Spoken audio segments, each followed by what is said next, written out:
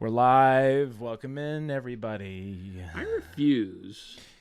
You are Fuse. No, I refuse. Oh. I like that. To do this. I won't do it. You will dance. I will not dance. You will sing. I won't.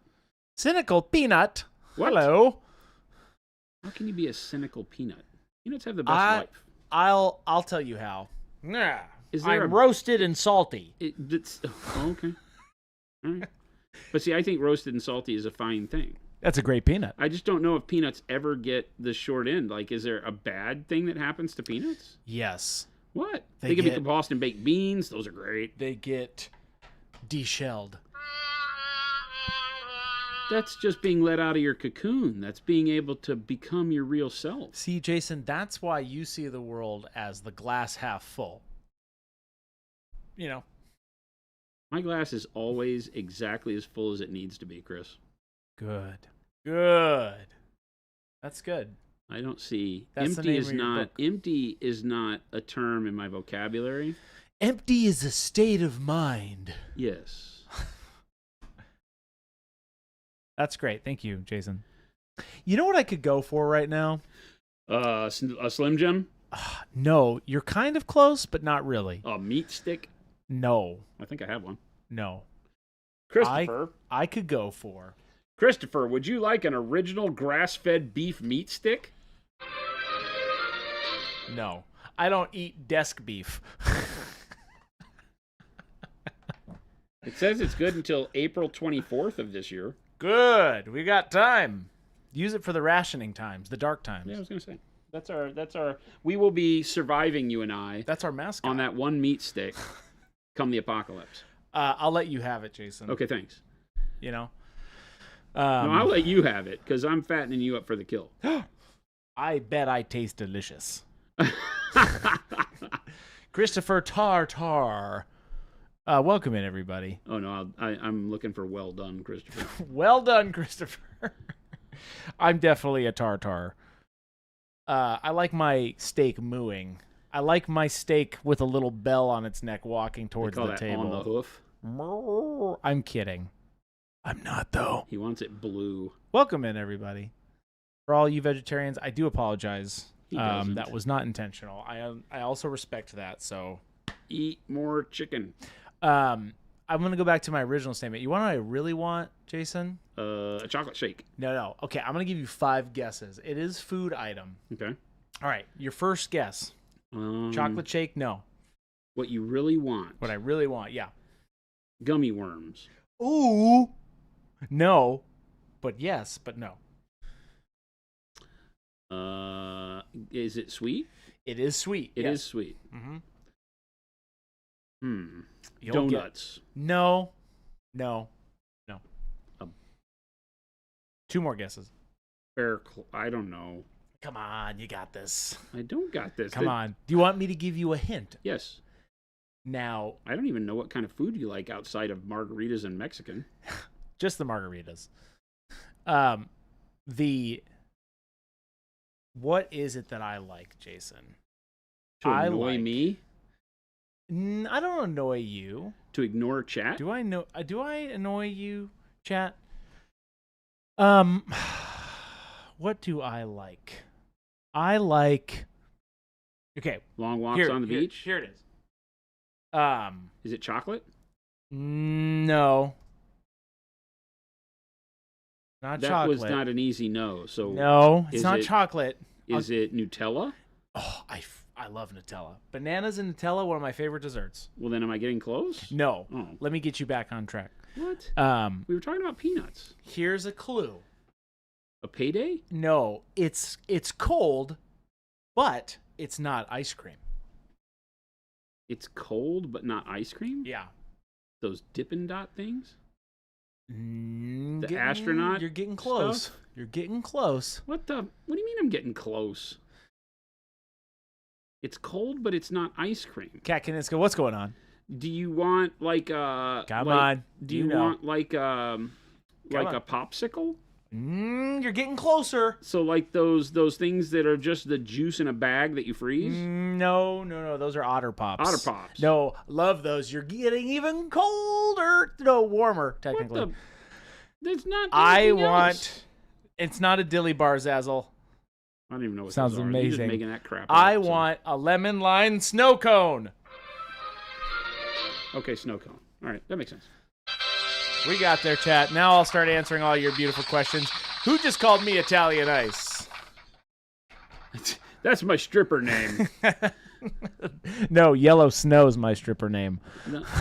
How many times did you... Okay, so what I want to know, because you've had like a dozen stripper names, right? Yes. So were these all like a one-night stand That's at it, a man. strip club Different someplace? clubs. High-paying dollar. One night, high-paying dollar. And then they chased you out of town? And then, no, I was so popular, I had to leave the state. You're right, they chased you out of town. Yeah, in the positive way, though. Okay. I left a good You were too good at what you implant did. on people. You were too good at what you did. Yeah. Is what you're saying. Exactly, And yes. so they ran you out of town. Yes. Because you were making all the other male strippers look bad. Yes, Okay. and the women, too. And so All of them. in order to save yourself, you Yes. just went ahead and changed your name everywhere else you went. Yes, sir. Okay. All right. Men and women strippers alike, I was. King for a day. That's right. Welcome in. All right. That's it. That was the 10% silly portion of our stream. Hey, welcome in, everybody. Look at all of these beautiful So you know that subs. percentages are math, right, Chris? You do understand that. Odin Kane loves minis and And male strippers? What's that? And male strippers? And male strippers. Thank you guys all for those.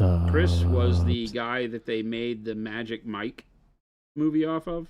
Yeah, that's true. That's true. I make a royalty from that movie still. Do you? Yeah. Is that check large? It certainly isn't small. Sorry, you baited me for that one. Oh boy. The entertainment only goes up from here. That's it. We're back on track. 1 second. Hold, please. This is a serious stream. Is it? Darth. Why are we so serious? No, we're serious. all Why right. so serious? Hey, Jason, we're giving some stuff away today. You're giving stuff away. I am. And it's a big I'm one. against it. You guys get it? I'm against it. It's a big one. We've already told you what we're giving away. So. I'm against this giveaway stuff. We are giving you. What are we giving away today, I've Jason? changed my whole tune. I'm not giving anything away. As a matter of fact, from now on, in order to get monument stuff, you have to pay double. And we're giving away free snow cones. I wish, because if you could if you could magically make a snow cone appear, Dude. or if like the dinky ice cream snow cone man came bumbling down the street right now, we would pause stream to go get snow cones. Now that you've said that, If an ice cream snowman was walking down the street, ice cream would. snowman. Is that what you said? What'd No, you that's say? what you said. No, I was just thinking of this like The snow Mr. cone Frosty from like Clay Fighter walking down the street. I'd panic and flee for my life. Oh, I don't understand. Is it a step on the right direction? Thank you. Yes, we are giving away a set of one step today, Jason. Hold for applause and amusement. Did I approve this? You did. Oh, You did. was this my You idea? said this, yes, publicly. Really? Yes. I always have the timestamps. God, I picked a bad day to stop sniffing glue. Speaking of drugs, you guys should have been here for the first half. We are not encouraging anybody to do drugs. We do not do drugs here, but I was trying to convince Jason that a good name for a toilet paper brand would be called Peyote, because it kind of sounds like potty. No, that wasn't what you were trying to Have do. a I euphoric asked you experience on the I asked you toilet. what peyote was. I said, is that like a type? Is it drawn from cactus? And you said, no, it's toilet paper. That was the joke. It's technically toilet paper. It's not, I don't think. Anything is toilet paper once. I am pretty drug stupid because I've never taken drugs. Yeah. But I know Neither have I. peyote is not toilet paper. I need that clip in my life. I know. We have a very businessman up here, and I get these beautiful clips. I know that peyote is not toilet paper. Yeah, but see, that's taken out of context. Like, that just makes me sound stupid. No, that's hilarious. What are you talking about? This just makes me sound stupid. That's a great line. Out of nowhere. 90% business stream, by the way. Thank you, Wolfen. I need you guys to... So let's go back to that, because Yeah. he says that was our 10%. Well, Yeah. okay, so if you divide 2 hours by however long that took, is it really 10%, or do we still have some leeway? Actually, let's look. I think we still have some leeway. How do. long have we been going? 7 minutes? 7 minutes. Well, that's not even 10%. Technically 10 minutes and 47 seconds. You realize that 12 minutes is our horse around time, right? Okay. You know that, right? Because that's I do now. 10%. I just realized, though, we did start early, The stream is 120 minutes. 120. We get 12 minutes to mess around. Well, depends on it. Stream is technically, who knows how long stream is nowadays. Well, the longer we go, the more we get to horse around.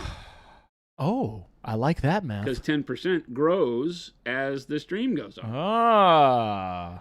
You guys How like math this? works, Chris. Chat, I'm here. Jason's here. We've I got am the math. here. We have the math. Hello, everybody.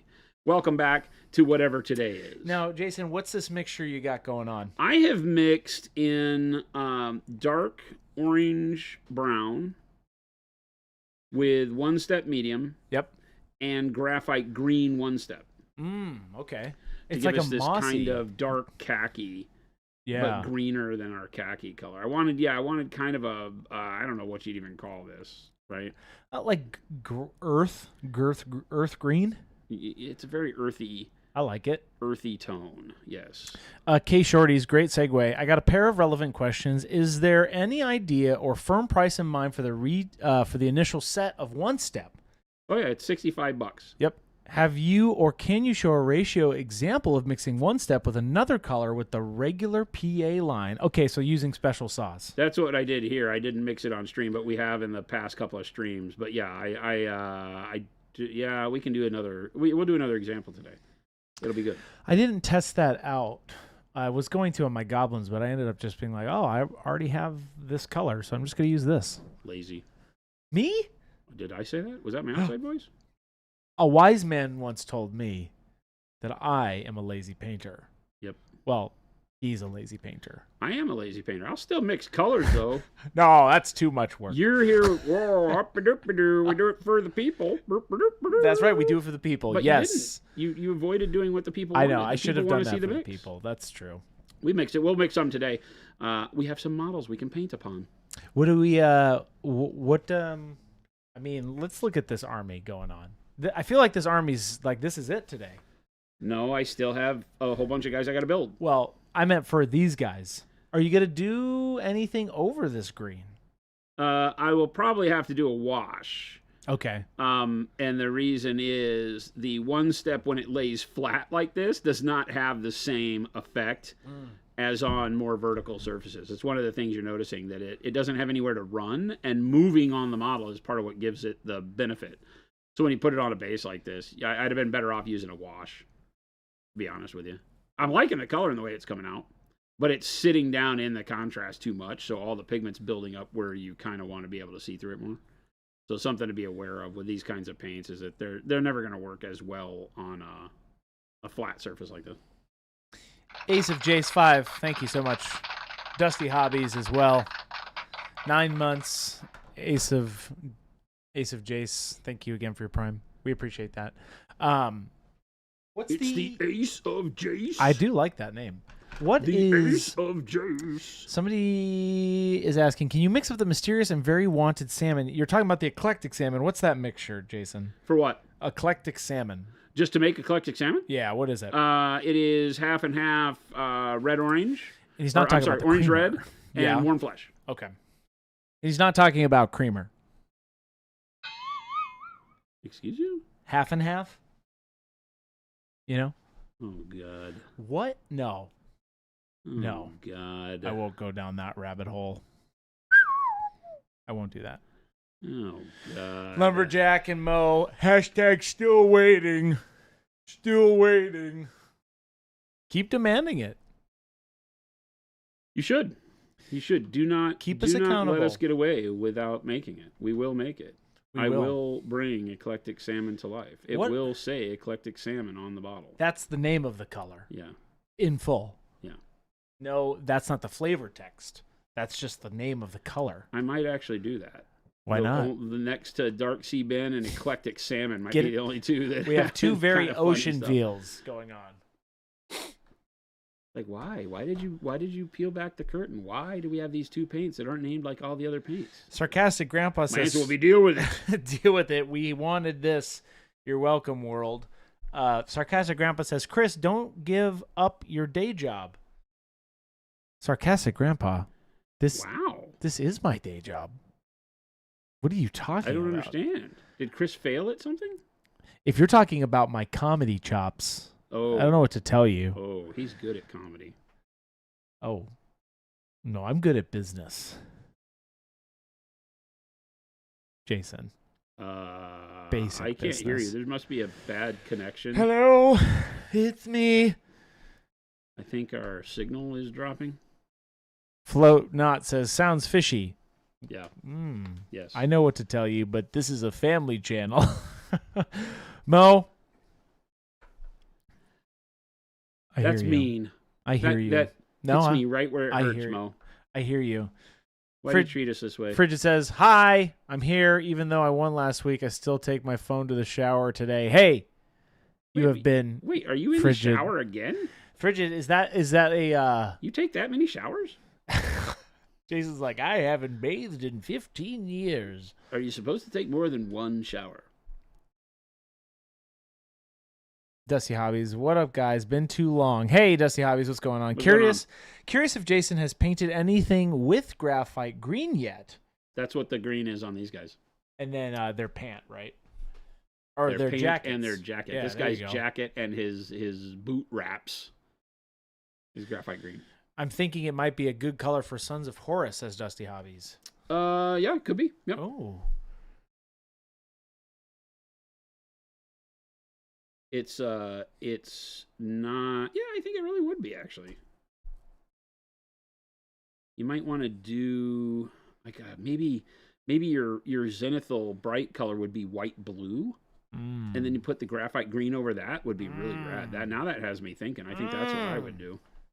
Wad says Jason is well seasoned, like a cast iron skillet. Yeah, I go for that. Or a wok. Okay, I go for that. I could see that. Well seasoned cast. I know. I got you. I know what you're trying to lay down there. That's good. This what base coat are these over? You did dark purple primer. The models were dark purple primer and then taupe primer. Taupe primer. So the bright color is taupe, which is not near as bright as like a white blue or a white.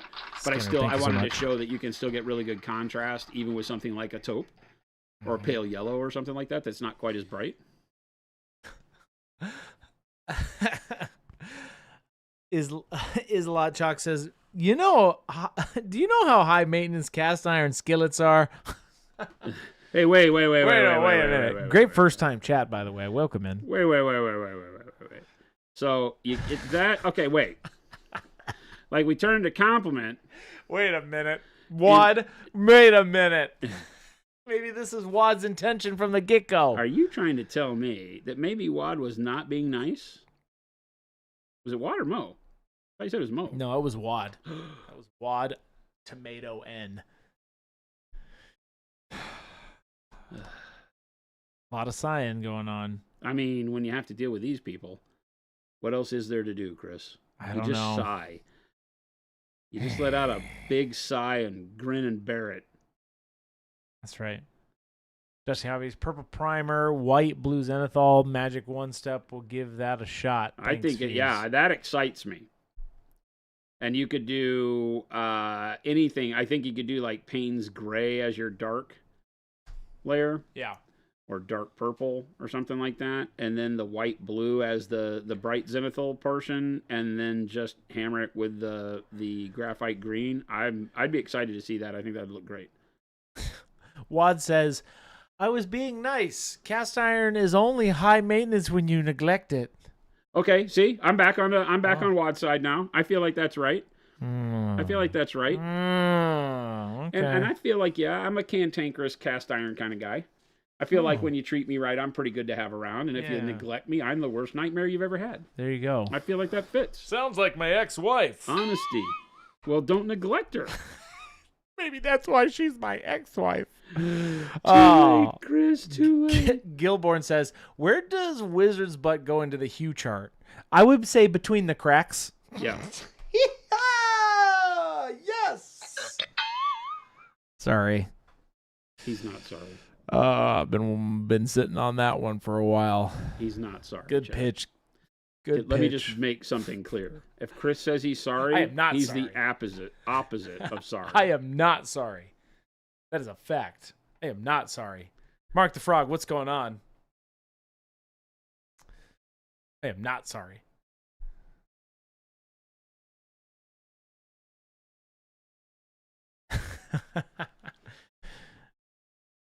Mo says 50% of the time I'm nice 100% of the time. Mo's I'll give you that one, Mo. I don't know that I'd give him that. Have you met Mo? Hey, those are your words, not mine. Have you met Mo? I have not. I don't know if you Not can in give him person. that. He's aight. Lumberjack only to Chris for some reason he hates us keeping him accountable. Lumberjack, I literally ask you to keep me accountable every day. And then when they do, you hate it. I don't. That's why I keep saying it. Keep me accountable. But then you yell at them when they keep you accountable. I don't understand. I named 17 reasons why I would yell at somebody. Why did it switch to 17 all of a sudden? I needed 2 more. 15. I needed 2 additional. Is this inflation? That's what it is, Sonny. Sonny. You got to whistle. Sonny. Taxes and gas and death. That's pretty much it. Death and taxes and gas. There you go. You Water do that for wars. 50 years and then you die. What? 50? How did I get robbed and have to do 56 already? Mo says, well, Chris, someone asked about your mom and how she was doing, but you skipped right by them. Oh, I missed it. I'm sorry. I was too much I was talking about Nonsense. peyote toilet paper. Nonsense. Peyote toilet paper. My mom is doing great. For who asked, I really appreciate that. Yeah, she's doing great. It's a hard recovery, but she's doing better. She's walking now, which is awesome. So she's doing her physical therapy for it. She's up and around. So she is on the mend. So thank you for asking.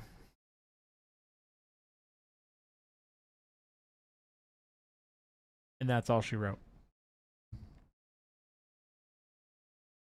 Chad, I'm leaving you. What?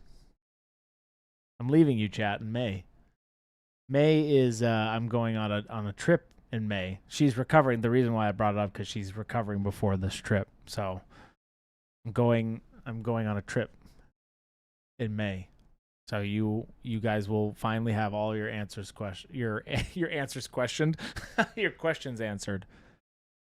Yeah, because But you have to wait till May. We get a solid producer in here. Whoa! Gabe. Nah, he's okay. He's 50-50. He's a good producer. He's okay. He's okay. He's okay. He's got to get used to the He's okay. sounds. He's okay. He's all right. We're all just okay. He's okay. Hey, whoa. Hey, whoa. Whoa. Whoa. Whoa. That's an iron skillet if I've ever heard one. I'm the hero you deserve. Wait. A peyote trip, says Mo. Woo! No. I'm not doing that. He was nice to me and gave me a cuddle at UKG. Oh, okay. Gabe? Yeah. He must have given you a hug. Dusty Hobbies. Cuddle? A cuddle? I'm assuming that's a hug. But you also are in the UK, Dusty Hobbies, I believe. UKGE. Yep, Games Expo. Avian says, look, you pronounced his name wrong, Chris. His name is Jabe. That's true. It's Jabe.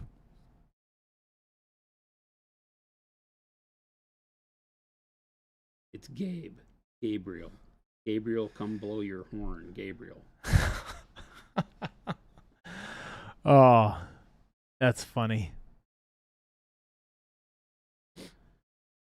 Yeah, it'll cut. Okay, I see Dusty Hobbies. Gabe's okay. He's just all right. Just like Jason, just like me. We're just okay, chat. All right? No free pub for these people. They didn't buy airtime. Are we going to UK Expo this year? Yeah. DJ I believe so. Corey's. I'm fantastic. I think we might be in the Color Forge booth. I don't remember. I have to talk to Jabe. Jabe runs all our convention stuff. They just let me know where I'm supposed to be. Sit over there and dance, you. They tell me I'm supposed to have plane tickets and be at this place and do this thing, and I gotta be at Poland on my birthday, which is exactly where I was on my birthday last year. That's true. It's fun though. Last year they gave me I got a candle and a cupcake for my birthday from the crew at Contrast, which was fun. Where are you going in April? Nashville. We've had this conversation. Well, that's the following week, but you're gone the week we get back. Oh, so, wait a minute. Am I actually here on the 1st? I am on the 1st. You don't get to have a day on the 1st. You're actually not. Torch our entire organization because you come in and pretend you're me. You're actually gone. Jason's not going to be in the office that day. Yeah. Where am I? This is one of those. He just won't be here. No. It says you're busy. I'm not going to read it out loud. I'm not going to tell the world where you're at. You're a very secret man. I'm not a secret man. Secret man. I should make my Google Calendar available to the public. Right? There would be That's nothing a power better move than if to I've have ever seen random people from our community show up at like places I'm at. Start looking. Double T, thank you so much for that Prime. 5 months. Thank you for that sub. I'm at like a lunch meeting at the Henry, and people just the Henry. Up. Yeah, jury's out on that place. It's like it's where the old Applebee's was, and I think it has the Applebee's curse. I never went to Applebee's. I'm sorry if you like Applebee's. I'd never been an Applebee's. Sure. Fan. So Applebee's would have to be like the only restaurant open within a 20-mile radius for me to go there. Yeah. And so the Henry, they tore down the Applebee's, and they built a Henry. And Jen was never excited about it, so I knew that it probably wasn't a great restaurant. Where is this? On Central? Camelback and Central. Camelback. Yeah. Oh, it's right over there. Yeah. Central and Camelback. Yeah. I've been there once. Yeah. It's a jury's out. It's not that great. Fuzzsaw says Applebee's is for free meals on Veterans Day. They do that. So is Denny's. So you can, like, on Veterans Day, you can literally eat for free sun up to sundown. Lumberjack. I had a girl who wanted to go to Applebee's on the first date. I was so confused. I mean, I can't begrudge anybody their enjoyment of something. Hey. There might be a dish there that's actually really rad. It just was not my kind of thing because it was never as good as TGI Fridays back in the day or Chili's for me. Chili's. No free pub for nowadays. any I don't of these know. Places. Nowadays I go to Chili's and get the same thing I got 30 years ago. Nobody's paying for this advertising. What are we doing? No free advertising for Applebee's, Chili's. Hey, TGI you know what? Friday. I am willing to say that I like an old timer with cheese, some chips and queso. That's true. Right? Jen says the Henry is meh. Yeah, I don't get the hype. It's very mediocre. It's okay. It's very mediocre, yet it plays itself off as being like a, an uptown place to go. And I'm like, for what they charge, it should be a lot better than this. Jen, you have to make sure Jason's gone the week after Adepticon on his trip. I'm not. I leave what? The week after that. The week after Adepticon, Jen. He's gonna be gone. You guys are going. Though. I'm gone the week after the week after. You're going on a very special trip. You just want your April Fool's joke. I'm what not exactly are you planning to do, by the way? I have to approve this Technically, now. I haven't. I'm not going to be here because actually after Adepticon, the whole crew takes off. Technically, I won't be here. I'm not technically here. Right now? No. After Adepticon. Technically, he is here. We're supposed to take our days. Pretending to be me. No, we are supposed to take our days after. You don't get days anymore. Did you not read the fine print? You don't get it anymore. You don't get any days. Take away that vacation time. You don't get any vacation. You work. You will work. You will work. I work. You work, and you will work more. You will work. Hey, you know what I just started to watch was the new season of Invincible.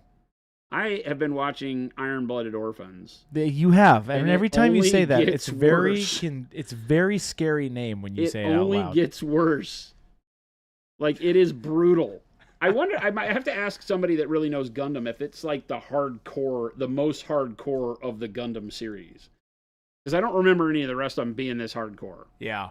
Like, there's just this one guy, That's one kid who pilots the Gundam. Iron-Blooded Orphans? Is that Iron-Blooded Orphans. That's the name is metal. Yeah, it is. There is this one kid name. who's one of the orphans. Yeah. Michiko or something like that. Michiko? I don't remember his name. He is the one that has the ability to pilot the Gundam. And so they have one Gundam suit so far in the story. Yeah. They have one Gundam suit that they found that was all beat up and from like 180 years prior in the Calamity War. Yeah. And these kids find it, and they are able to fend off the attackers because this one kid is he's built for it, right? Like, that's the story always with Gundam. There's some kid that with no training jumps in one and is a hero. But this kid is rough. Yeah. He gets in, and he's just like soulless eyes. He gets in there and just kills everybody. You know? It sounds horrible. It's pretty brutal. Why do you watch these shows? It's pretty brutal. Well, because I wanted to learn more about Gundam. So After you talking decided to Jacob, I was like, all right, well, I want to learn more about this attraction that people have to Gundam. To start with the worst one? Well, not the worst quality. I just didn't pick it because of that. I picked it because when you go to Gundam, I forget what it's called, Gundam something International on YouTube. Okay. Right? That was the first thing that came up. And they have the whole series for free. You can watch it. So I was like, all right, I'll watch this one. I watched one episode, and I have to admit, I'm hooked. It's like a train wreck because it's a very adult story, and I'm very into that. I don't like my anime to be filled with, high school kid antics. And this one has high school kids that are literally like stone cold psychotic killers. Wow. But not in it is over the top though. It's just strange. I don't know. If you haven't sounds watched it, you gotta like watch it. It's insane. It sounds like it. It's insane. Neon Genesis. Gundam 00. I think I've watched some of the 00. I've watched some of the unicorn stuff. Yeah. Is that what 00 is? I'm trying to think. In the recent past, I've watched some unicorn, but I didn't really understand it because it's an alternate timeline, I think, to the Char main timeline, like the Universal Century timeline. Oh. And the Universal Century where Char leads Zeon, right, is the one that I'm most familiar with. And so I just went back and watched the movie Char's Revenge, Char's Counterattack movie where Char dies. I watched that one because I'd never seen that. I didn't know the end of Char Aznable. So I watched that. That was good. It was pretty good. It was stupid in the fact that, like most of the Gundam and a lot of anime in general, and I hate that I offend people with this, but...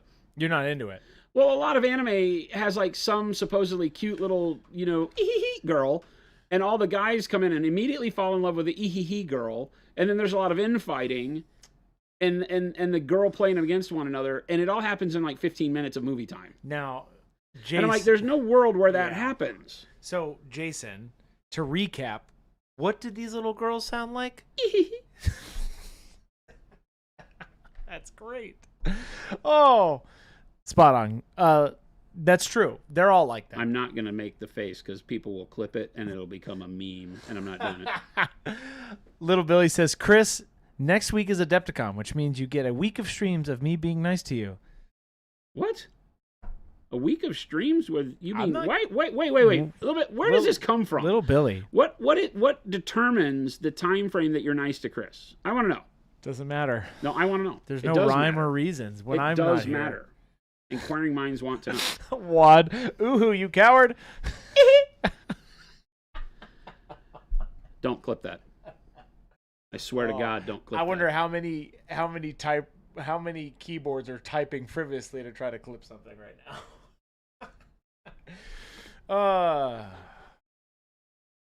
now. Little Billy, you don't have to be. That's okay. I'll nice take to it. you? He doesn't have to be nice to you? Chuck says you need a designated someone to act you as a proxy at Adepticon. Chuck, no. Me? No. Or him? Chuck says that. Chuck's, to you? It's a Little Billy. Oh. Super Duper John said I have to be nice to Chris so he can bring me back one step. Oh. Wait. Well, you could win some today. You could, unless I rig it, which I don't. So if you do win via that randomizer, I will be so upset. You'll be sunk. I'll be sunk. At this point in time, chat will literally come with blazing... What happens is I do a small prayer to the RNG gods. Yeah. They allow it to bestow, and I don't have any control over it. It's kind of like the Mechanicum. He does the oils and unguents and a little bit of prayer and incense, and then all of a sudden he presses the button and he gets a name. And there are many entries, so it's like a slot machine. Bing. A slot machine doesn't have that many combos. Bing. Little Billy says, "What's more unsettling, me winning or me being nice to Chris?" Yes. Yeah. Jason's gonna be streaming or something next week. We're gonna be here Monday. What are you talking about? We're gonna be here tomorrow. Well, you and me will be here Monday. That's right. And we'll be here tomorrow. Oh, I'm not here. You're not here Tuesday. I'm not here Monday. Huh? I'm not here Monday. Yeah, you are. No, I'm not here tomorrow either. You are. No. Yes, you are. No. Butter scraped over too much bread. Do you have an official date we can order One Step in the U.S.? Not yet. May 2026. Keep an eye out on socials. Obviously, you've been seeing all the colors released. We will keep you very informed. Yeah, the pre-orders all went out to stores. Yeah. That's the biggest hurdle that is for the street date. Yeah. But store pre-orders are out. Stores are reacting very well to it, like super well. And then hopefully the sales team will be able to work through all the stores, get all the store orders in, get production up to speed to meet that demand on pre-order for the retail player stores, and then we'll know the date here pretty quick. Luxurious Rhino, thank you for that sub. Odin Kane says, so any advice for Adepticon first-timers? Enjoy it. Yeah, go with just a ton of expectation and have fun, right? So just walk in the door, stop and do everything you see that looks like it's fun. Yeah. Literally, if you see a demo game at a booth, play it. If you see people in the hallway playing a game, walk up and talk to them and join in, right? There's like lots of interactive spaces where you can just go in and join in and play games with people. Yeah. If you're bringing minis and games, you'll be able to get pickup games in some of the halls. In the hotel, just check it out and go with an open mind. Have a good time. There's so much fun to be had. Lumberjack says, Vendor hall's awesome. If you didn't get it's amazing. If you didn't get tickets or anything to events, you'll still have a blast. Lumberjack says, Fuse, watch original Berserk. It's a dope anime with Not awesome a fan of Berserk. None of the cute tee anime. It doesn't have any of that. I just couldn't follow it. I don't know if I didn't join it at the right spot, because it's like a weird fantasy techno thing, right? I don't know. It was weird. The one that I watched, I want to say started with like some knight riding along and getting his ass whooped by a bunch of people that jumped out of the grass and beat him up. I don't remember. I couldn't stay attentive enough long enough to get the idea of the story. I've tried, I try to watch the Attack on Titan. I tried watching that, and it's a little rough. It's rough. It's a little rough. It's brutal. It's brutal. And it has some adult themed stuff, but then it's pitched in with some stuff that's just like so hard to understand. Like, what kind of story are they trying to tell? Yeah, all I got was there's a lot lost in translation for me on that kind of stuff that doesn't really, track. I am old school, as you can imagine. I'm old. But Ninja Scroll, they're redoing Ninja Scroll. I'm super stoked for that. Not redoing it, but they're remastering Ninja Scroll for later this year. K Shorty's literally just said nothing like some classic Ninja Scroll. Yeah, like literally they're remastering Ninja Scroll for release this year. I am over the moon. Over the freaking moon. Interesting. Tremendous storytelling. Interesting. And the anime was well before its time. The quality. There's some runs in there where it looks totally digital, but it's not. So yeah, just top notch. The original Ghost in the Shell is really good. It's got some bits in it that are a little tough, but Ghost in the Shell is good. The first. Well, I don't know if it's OVA. I don't remember if it was serialized or not. I don't know. I don't follow that stuff. Anime's not really my thing. There's always a big problem for me and mismatched anatomy. And anime has some of its really bad anatomy, human anatomy. Yeah. And it drives me bananas. I can't watch it visually, so it keeps me out of the story. The Gundam stuff is a little bit like that, but it's okay. It doesn't have as much of, like, for some strange reason, there's a little penguin. Yeah. A lot of these things have, like, some little animal that's part of the deal. That's like the comic relief. It just, the cultural differences in the way they tell stories kind of throws me sometimes. Because stuff that I'm like, why is there a penguin? Valkiv says, I've been trying to use the amp washes and they seem really thick. Is that normal? When you say thick, they're more like paint. And they're meant to be thinned if you want them to flow and reduce opacity. We wanted to give you the ability to massage them however you want, so that when you thin them down, they don't turn to water immediately, because a lot of our washes are they're all very pigmented. Yeah. So we give you the ability to thin them without having them go to water, but you can slop them on straight out of the bottle too. They work fine. A little bit of dampness on your brush. But no, if you feel like they're overly thick, contact support. I don't know why they would be, but yeah, that seems. If you feel like you can't apply them or something like that, contact support with some pictures and things of that nature. They'll get you. Jason, what are we giving away today? I think you said we're giving away a set of one-step paints. Yes, which I just am told. Here's what we're gonna do. If you're not familiar, great segue, Jason. If you're not familiar with, that was a great segue. You asked me a question. I did. That's not what a segue is.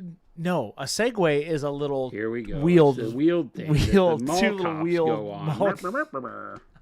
That's a segue. This is an intro to my statement. If you are not familiar with how the giveaway works, hit that link that I just put. All you have to do is sign up once. If you've already done it, congratulations. You only have to do it once this year, unless you get picked, obviously. And that is the moral of the story. So make sure you pick or sign up for that, and then I will give you a 5-minute warning. That's not the moral. That's not what a moral. That's the moral of the story. That's not what a moral is. I will give you 5-minute warning when we're going to pull it. Instructional. That's not a moral. It was a moral instruction. Teaching. It's not. It was moral instruction because we're morally here. Get it? Like we're morally. Oh. Like no, merrily. You're just doing it again. You're doing the thing again. I'm so happy for all of you. We're giving so much stuff away this year. So 52 weeks of amazing giveaways. We are on week whatever today is. I don't know. I haven't kept that kind of track. But it's this week, that's for sure. We have to be on week like 13, 14? Yeah, it's actually really not that many in the grand scheme of life, Jason. What is this week anyway? I don't keep track of time. Week 12? I don't know. I just give stuff away. Have you ever worn a watch? It's right here. I do have a watch. Today is the 19th of March. Yeah, Christopher's logic is a lot like riding a roller coaster while drunk. You have nailed it. That is probably the best analogy I have heard of dealing with Christopher in a long time. He's like a drunk baby, because his I don't give alcohol to infants. Don't sue us, Google. It's like don't take us off the air. His view of the world is fresh like a baby's. And he gets he just does the goo goo gaga thing. The sun will come out. Time is just a social construct. I disapprove of your statement, Chuck, and you're banned. So, what do you say? That's what Chuck said. Oh yeah, that was you're Chuck. Right, Chuck. You're not banned. No, he's banned. He's not banned. Can I put him on timeout? Chuck is literally like top of my list right now. I'm so tempted, Chuck, to put you on timeout. How do I put someone on timeout? You don't. Little Billy, you're officially banned. That's it for all of you. I will ban him if he puts anybody on timeout. He's going to ban me. I'm going to ban you. I have a mouse over here. Oh, my goodness. Would you ever consider doing a signature set with a mini like the Vallejo Squidmar miniature stuff? Would be cool, just saying. I don't understand what you're saying. The Squidmar mini stuff, what do you mean? You talking about like, did he make a mini? I'm not sure. We started the signature thing. We have 7 signature artists. We did that over 3 years ago was our first. Yeah, and we're done making signature sets, we right, just aren't Jason? doing anymore. Yeah, we're just not doing anymore. Nobody can put Chuck in the corner. Yeah, exactly. We're done making signature sets, right, Jason? I'm not allowing you to record me saying these things. We're done, right? They made a paint set with a mini. We have some paint sets with minis that'll be coming out, but we're not doing a mini with like anybody in particular. No. Yeah, we design them on our own. Critical Paint Studios. Good morning from Australia, hobby nerds. Hey, what's going on?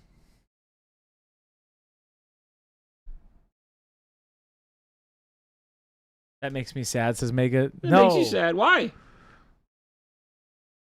I think people do enjoy the signature series, but like Jason's talked about that, it's kind of created a unintentional back and forth, right, Jason?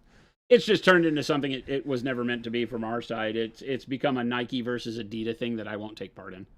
It's just not a thing that it was not it was not in the spirit of why I did Signature Series sets, right? They're just really a relationship between us and an artist we really like. We didn't ask them to do anything. And now people are, confining people in contracts where they can't talk about other paint brands and so much for that. I'm like, nah. So much for, well. One of our competitors that says they don't lock people into big contracts locks them into the worst contracts. And that was something that gave me just a bad taste in my mouth. I was like, no, it's not what I want to do. What are you talking about? It's not what I want to do. So... And they came gunning for all of our signature artists, and it just felt bad. It just felt bad. It's not the way we like to do business. It's like, we'll just make cool stuff with cool people. It's fun. Vigilant Artist, you should make a Chris signature set. LOL. It's already planned. We've never done that. We'll never let it out, but it's already planned. He already has an idea of what it would be. No. But we won't let it happen. No, I don't. It's not. We won't let it happen. It's not. It's non-existent. Yeah, he had to win Golden Demon to get his own signature set. He had to at least get I think we said he had to at least get commended at Golden Demon before he could get his own set. It was a win. I call that a win. Commended? A commended pen at Golden Demon would be a win. Maybe one day Jason will change his mind. To give you a signature set? Yeah. On April Fool's, I will. No. I wouldn't. No. Tune in April 1st. Jason would never do that. I'm not going to be here, 6 bottles of olive flesh. Exactly. You know it.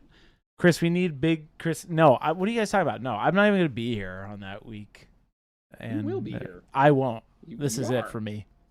This is it. This is it, chat. It's the big one, it's chat. The big one. All right. I probably should have. It's the paint fumes from last night, chat. Paint fumes? Yes. Oh. We were priming into the night. Oh. And it was a lot of primer. Great. So maybe I'm brown wash. Maybe I'm coming off of the paint high from yesterday. I think just some good old brown wash. I will say this: the Zenithals that I did last night, Jason, on Dr. Rhino's models. Dr. Rhino, I know you're out there. Cool models, by the way. Dr. Rhino is one of our monumentals. Those Zenithals came out great. Good. That's it. That's all I want to tell you. I like as opposed to bad. Other ones didn't come out great. No. They're all great. I just exceptionally liked those ones. I don't understand. Is some of them not come out great? I don't understand. No, Jason. I only do excellent work around here. Excellent, exceptional work. At least that's what the contract says. I mean,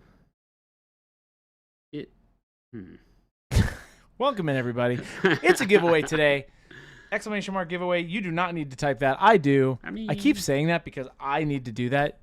I have made your lives so easy by just clicking that link. And you have to be here. We'll give you 5 minutes beforehand. But when we call names, it's like instant. So you got to quit pooping. We did that for a while. When he calls time. We had grace. Take we your had phone sympathy. to the bathroom. Now, no. It's the year of evil. No forgiveness. No grace. You have to be here. Right. The only non-one-step application that I'm doing on these entire models is this brown wash. Oh, that's okay. On the base. I mean, it's a similar application. It's okay. I feel like it. Yeah, I feel like I'm allowed. Are you enjoying painting these models, Jason? Yeah.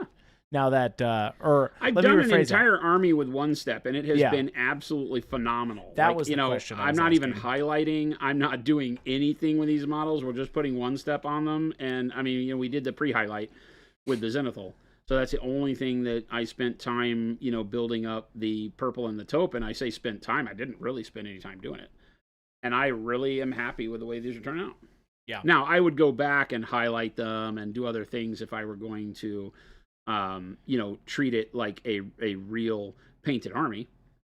I don't know that I personally would leave them just with one step, but at the way they look, it's tough to argue. Your Euronics are great with them too. You used a lot of that on that. I'm using one step for all the base color on my entire Euroni collection, but I am going in and doing like non-metallic metal. I'm using one step paints in every way possible. I'm airbrushing them, base coating with them, using them as as those preliminary contrast layers, Did- blending with them. I'm Yeah. using one step in lots of methods to show on the Euroni. Like each of these armies that I've been using one step on have their own kind of theme.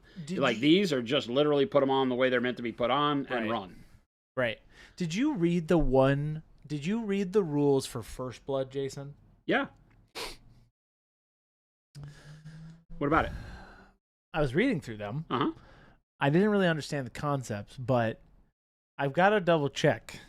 But if there's a possibility of potentially taking one of those long necks You can. in First Blood, You I don't know can. how to build the list though. You get the app. Oh, and they have an app. You're there's right. an app, and it's free. I'm not doing that on And then stream, you just but go to I will First do it Blood. after. You go to First Blood and you build the list. Oh, that was a good segue. You go to Wadroon, which is the orcs. And you can take those big ones? You can take one monster. Oh, okay. in It's each probably going to be list. most of the army. I would imagine those things are a lot of points. Usually the big things are like 250 out of 1,000 that you get. Oh, okay. So about a quarter of your army is the big monster. Huh. Damaging says, I want to watch all the CEOs of the major paint companies lightsaber duel each other at Adepticon, loser of each round to eat their competitors' paint. No. All the owners have to actually paint against each other. How about that? Every owner of a paint company has to show they know anything about paint. How about that? There it is. Calling them out. Man, that would be an amazing 100%. video. You heard it here, chat. If you need a code to register your app, Christopher, I've got one kicking around. We have Game Delay. That's very kind of you. We have a bunch here. Technically, right? What? Codes for Conquest. I think so, yeah. Register They your come in app. each of the boxes, right? Yeah. Oh, you have to have the code for the app. Oh. I can have 1 million codes that we can give out. Yes. Yeah. We have a code comes in every box of miniatures. Yeah. Oh, yeah. We're good. We have like 5 million codes. Many. No joke. So yes, we can take care of you. Meg says, I'm still trying to decide which to ask for Mother's Day, the expert acrylics or one step. Ooh. Both of them do different things, you know? That's a tough one. Yeah. What would you say, Jason? My initial gut response was get the expert acrylics and then one step medium, because the one step medium will work with the expert acrylics, and the expert acrylics then do more, long term. And then you can build up one step individual colors as you like and as you find the need for them. I'm a big fan of that. You know, I think that the reason why I do things like that, where we come out with a medium that mixes with other colors to give you the benefit of the type of paint, is so that you can play around with it before you have to invest in a whole bunch of new colors. And one step is no different. The medium is spectacular. And it turns every Procryl paint you already have into a one-step color. So, now a bunch of the one-step colors don't exist as Procryl paints, but, over half of them, and more are coming.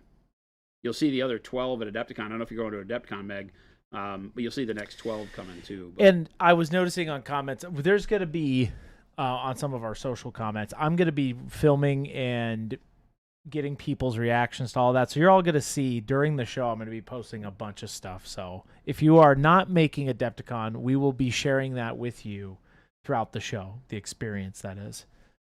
And if you're not, we're also throwing the MAA challenge. If you go to the bottom of that, link right there on base layer. And there's a lot now. Yeah. It's great. Yep. There is quite a few. Yep. It's going to be fun. We're judging that one the week after Adepticon. Yeah, right now, how many? I'm curious. In there. Oh, yeah. Nice. Almost 50. So, anyway, if you're not making it, go there. Grand Deceiver's asking, how much will the medium cost? $20. 120 mil, $20. Most expensive medium we make. But it is well worth it because you don't use as much. Whereas the glazed wash medium should also be $20. We keep it a little bit lower because you use so much of it. So that was just me.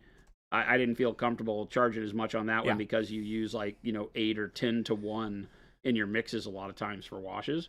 The one step medium is about 2 or 3 to 1. It's super low in how much you need to do a really great job. So unless you're doing an army, you won't use a whole lot. And even if you are doing an army, you can mix a whole 25 mil cup that would do more than an army's worth of painting for, very little cost. Skelly B says, so excited to see all the amazing entries. Skelly! Hey, Skelly. I can't wait to see yours. You going to Adepticon? Will we see you there? I bet you she is.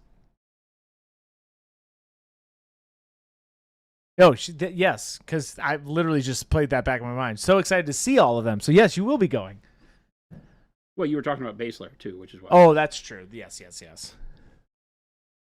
The Mo says, or not Mo, Lumberjack says, I might be getting into 40K Army.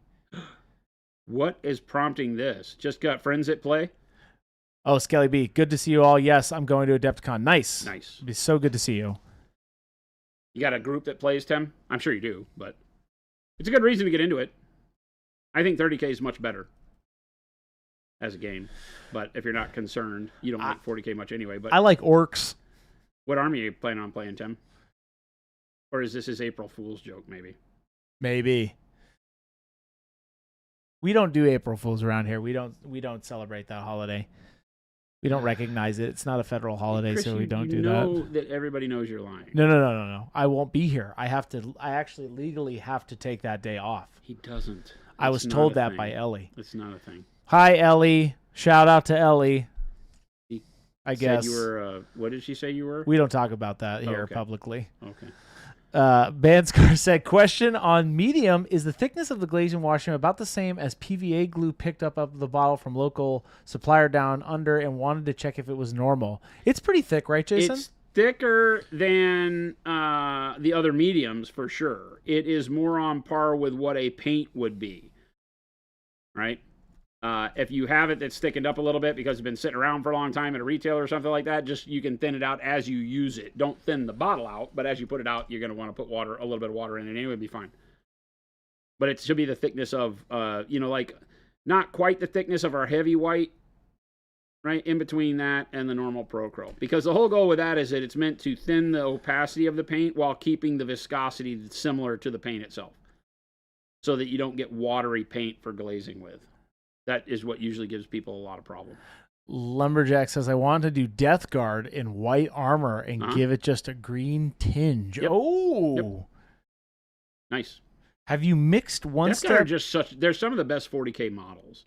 Death Guard? The thing, yeah. Oh, it they're makes it super hard cool. not to play Death Guard and be a heretic because they make the models so fun. They've Nurgle? just got so many good Nurgle models. Nurgle models are dope. Even in AOS, they focus. They just love GW loves Nurgle. Oh, 100%. It's the coolest, which is story. disconcerting as a corporation. I love the story of Nurgle. I think it's the best. Just giving all the gifts to his children. Have you mixed one step with UV resin? No. Oh. Nurgling army. Chris would 100%. No, Big Bob. I don't have all Nurglings. I have actually mostly mortals for my. I want to go back to the UV resin thing because yes, that generates a lot of questions with me because mixing paint with UV resin to color the resin is a thing you can do, but you would not want to use something specialized like One Step. Oh, okay. It gives you zero benefit. Use a transparent paint. Use something that is, use an opaque paint because you're thinning it with the resin too, right? So like when I do water effects or things like that and you tint it with opaque paint, it's fine. Thin opaque paint, get the color you want. I wouldn't waste something that is pricier per mil, right? Like One Step on something where it's not being able to do what you're paying for, right? It's all a value quotient for me. Can you? Yes. Yeah. Should you? No, right? Because it's a waste. You're using a paint that is made specifically for giving you benefit when applying it as a filter top coat and using it for something that every other paint could do, right? When I do water effects, I use cheap paint from like Hobby Lobby, like the craft paints, because you don't need the adhesion. You don't need anything that fine art paints do when you tint liquid effects or resin effects. You just don't. You don't need any of that. You just need color. And in a lot of cases, the cheaper the paint, the better it tends to do that for less cost outlay. You buy a bottle of whatever color you want of apple barrel paint, and use it for coloring your water effects and your UV resin, and it'll last you literally forever and cost you like $3. So now it won't be any good for painting minis, so it doesn't do double duty. But for those effects and things, like when we paint terrain, we don't use our own paint for terrain. We go out to buy Apple Barrel or go to Home Depot and buy paint, and because it doesn't require any of the things that you are paying the money for a more expensive paint like Procro. Or you get the best painted terrain on the planet, and you use Procro. I just am a value guy. I just don't find the value in it, And I know that's counter to me making money, but I don't care. Do the right thing for the right job. Leave your good paints and your good expenditure for where you need it and where it does all the heavy lifting for you. The Monday saying, Chris, are you excited for the new orc models? I really like what they did to the War Boss. I think he's super cool model. He just likes low rent freaking Gazgul. It's kind of cool though. You're not a fan, Jason? I take that as no, maybe not. It's a cool model. It is cool, it's but like, why can't they do something new? Oh, I understand. Yeah. Right? Like, why are we just into this repetitious power claw gun grot on my shoulder thing? Like, yeah. They are. I do love something orcs. New? I hope they do new knob models. Yeah. Like, and have fun with those. Yeah. I would agree with Jason. If those kind of look like the old ones, I'd be like, They used to love orcs for the longest time, and I've always wondered if at GW, because they put so much effort into orcs for so many years, that they just got tired of it. Somebody who has now risen to a top spot at GW is like, nope, I detested when we treated orcs with all the fanboy stuff. So now it's all Nurgle all the time, and like all the other races just don't get anything really cool. Like the Eldar stuff are really cool redos of old models, but there's nothing really cool about them. They had an opportunity to kind of redo some stuff, but keep it to the original. Yeah. And it just kind of missed the mark. It's just kind of like, I get that. I mean... Yeah, I get that. I can see that. I understand. GW, I know you're someone out there is watching. Come up with some cool knob models. I always come off like negative Nancy, and that's not what I'm trying to be. No, I'm not trying to you love it. Pee in people's cereal. I'm literally just saying that if you're given an opportunity to produce something new, make it cool. You love those models. Make it like cool. You like they orcs. Did with Death Corps of Krieg. They did such a good job when they brought out those kill team models and the Krieg regiment stuff. It's like, oh my God, Krieg feels real now. It was always just an afterthought. Now, I read something today that the Armageddon War, because they brought back in this orc thing, they're bringing back Yarrick. Yeah. They've saw that. retconned. Well, I don't know that they retconned because they never really said what happened to him, but, they're just doing the MacGuffin. I didn't die, I just went on vacation. Oopsie. You thought I was dead? Think again. Think again, bad man. So Yarrick's back, and the model looks cool, but it, again, is not that much of a step out from any of the old ones. I think they could have done something cooler with it. They did finally give him an actuator backpack that makes the claw make sense, so kudos to GW. They really did a good job with that. But I heard they're getting rid of the Steel Legion models. Yeah. So the Armageddon Steel Legion, that's what fought the orcs on Armageddon. So I think Steel Legion are becoming, they're just going to input the Death Corps of Krieg in there. So not bad. I mean, they were very similar. Banskar says, love to see Jason do Krieg. I have the Krieg. I think I have the Krieg kill team. I don't know if anybody took it when we did the kill team thing. It may have exited the building because somebody here played with it. Maybe. So we had the Orc and Krieg one. So, and I do have more Krieg models. I have the guys on horseback. So and the commander I think I have on horseback. So I will, or whatever that thing is, not really a horse. So I'll probably paint up one of those. I just need to get some time to build one. Yeah. Or Chris has to build it, actually. Oh, I don't build models. He has to build my models because he still owes me about $1 million worth of model building. No, those are different. That's a different contract. Oh, okay. I don't build the other models. What other models? Like it's only Conquest models? That was our deal. Okay. All right, cool. I'm good with that. No, I do owe Jason some model building. I've got to do that this weekend. Philip stepped up today. He messaged me. He said you guys made a deal. I made a deal. What'd you do? What's the deal? I bought him the Custodes Battle Force. I want that box. That's such a cool looking box. You can steal it from Phil. No, I'll tell you the day it's being delivered, and you guys can go. Wait a minute. Jello wrestle for it. You can get it now. Yeah. Well, I did. Oh, you can't. Huh. Interesting. Seems like he has an insider. No, I don't. Wink, wink, nudge, nudge. We don't have that. No, yes, I am building some conquest models for Jason because he purchased me a knight's army. That was our deal. I just found these knights on Facebook Marketplace that we couldn't pass off. It was too good of a deal. It was Literally was the army. It was one of those once in a lifetime deals. Yeah, it was a good deal. It was exactly what you wanted. Yeah, and I couldn't let it get away. And I messaged you, and I knew you'd waffle on it. Yeah. So I did it anyway. And then I tied him in. It's kind of like the devil. You know, I played the devil, and I knew that this is the way to lock Christopher's soul in. So I just bought the knights. I was like, you know what? It's a little bit of money now to lock in a soul for life. It's good. You know, tomato, tomato. They're cool models. It's worth it. So I'm building Conquest for the rest of my life. It looks like. we have Conquest here, and at some point they will be built. I've got my little pile over here I'm making for Jason. Well, see, what I want to focus on now is turning all of these factions into First Blood armies. So I have a First Blood army list for every faction. Yeah. And what I'll do is I'll pass on to you what models need to be built, and then we'll just build the models for those. That's probably the best way to do that. Right? So that we'll build them, list. build them, paint them, then play it. Yeah, because you have to buy the models in regiments, but you don't in First Blood necessarily use them like that.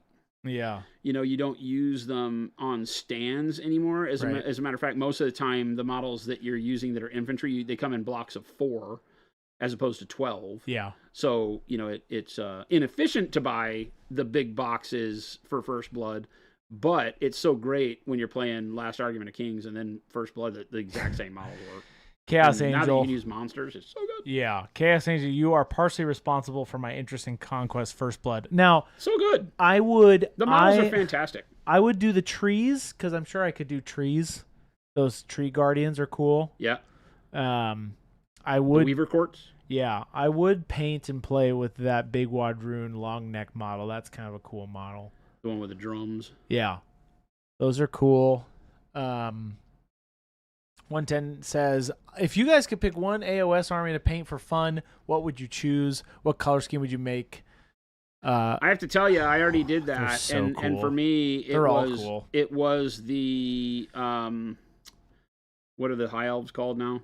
Lumineth Realm Lords. Lumineth Realm Lords. I painted up my Lumineth Realm Lords in autumn colors. Those are oranges and reds. Yeah, and it was great.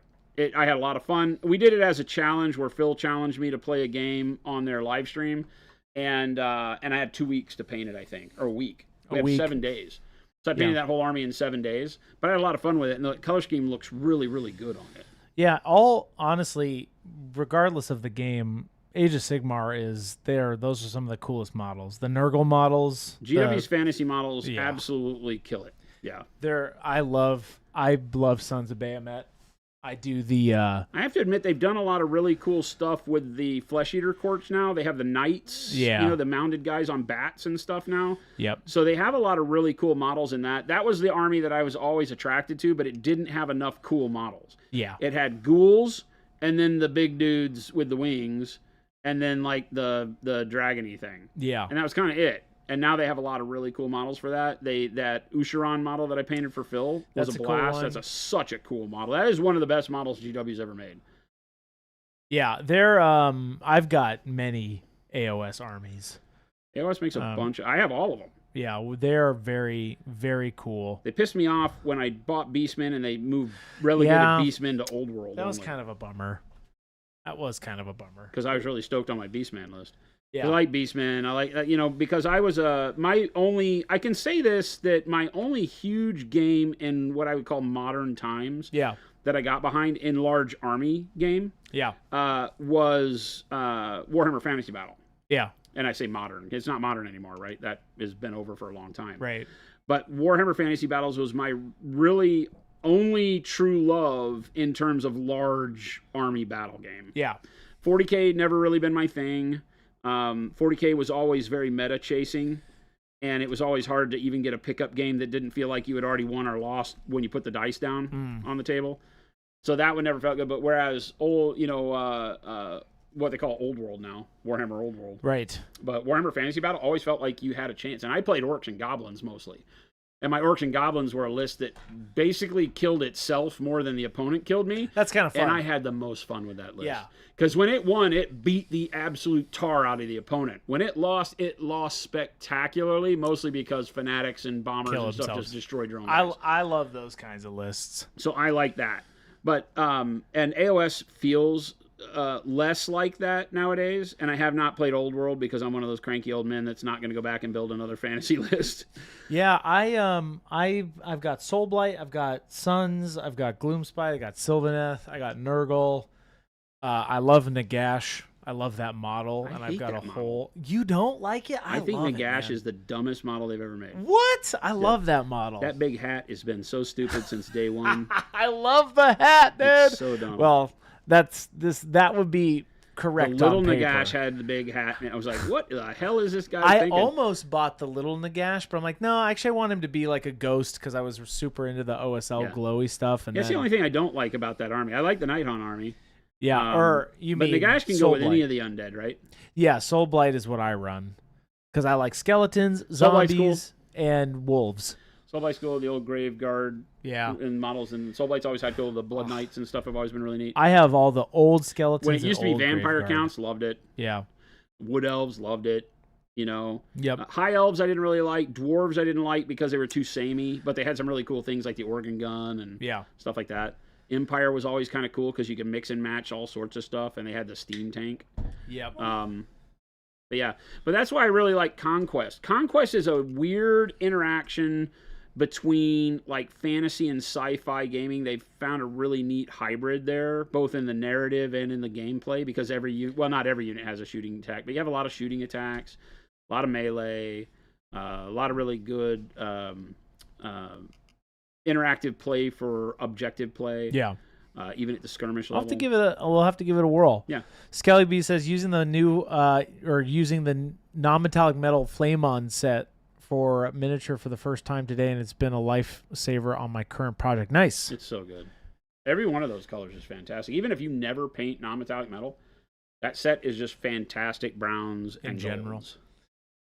Anyway, if you guys see, by the way, that link that just came up, that's for the giveaway. Sign up for that. We're doing that, and I'll give you a 5-minute warning before we do it. Typically, we do it around 3:50 or so-ish, depending on the day. Towards the end of the show. Yeah. So make sure you're around, though. I'll give you a 5-minute warning. Do not choose the end. Do not tune out now. Or if you tune out now, you have to go take the trash out. Do it now. Do it now. Do whatever your honey-do list says you need to do right now. Ooh. And then come back. Source says, what's your opinion on War Machine, if any? War Machine was the other of my... Okay, so I have had... Let me think about this. I've had maybe 4 best, most favorite games in wargaming. Battletech being the first. It's not a large army game, though. Warhammer Fantasy Battle being my second love, and my first and only real large battle love. War Machine, great game in like 1.5 and 2.0. Even 3.0 before the end time stuff was good. When they did the end times blow the world up thing, I really got angry about that. I was like, that was a cheap way out. The Archons or whatever they called them, everybody could use the same overpowered units. I didn't like that. It bummed me out because I did go to tournaments. I did play competitively. I never really won a lot. Yeah. But I liked playing lists that, were a little janky, not necessarily super meta chasey, but had a lot of power. I played Crick's assassination lists and things like that. Scar 1, doing Scar Bomb stuff. So, yeah, I love War Machine from back in the day. I have not spent a lot of time with it now. They were really cool to us and gave us a bunch of models. We were painting them on stream. I have to admit, I think that the 3D printed thing was a huge mistake. The model quality was all over the place. The sculpting of the models...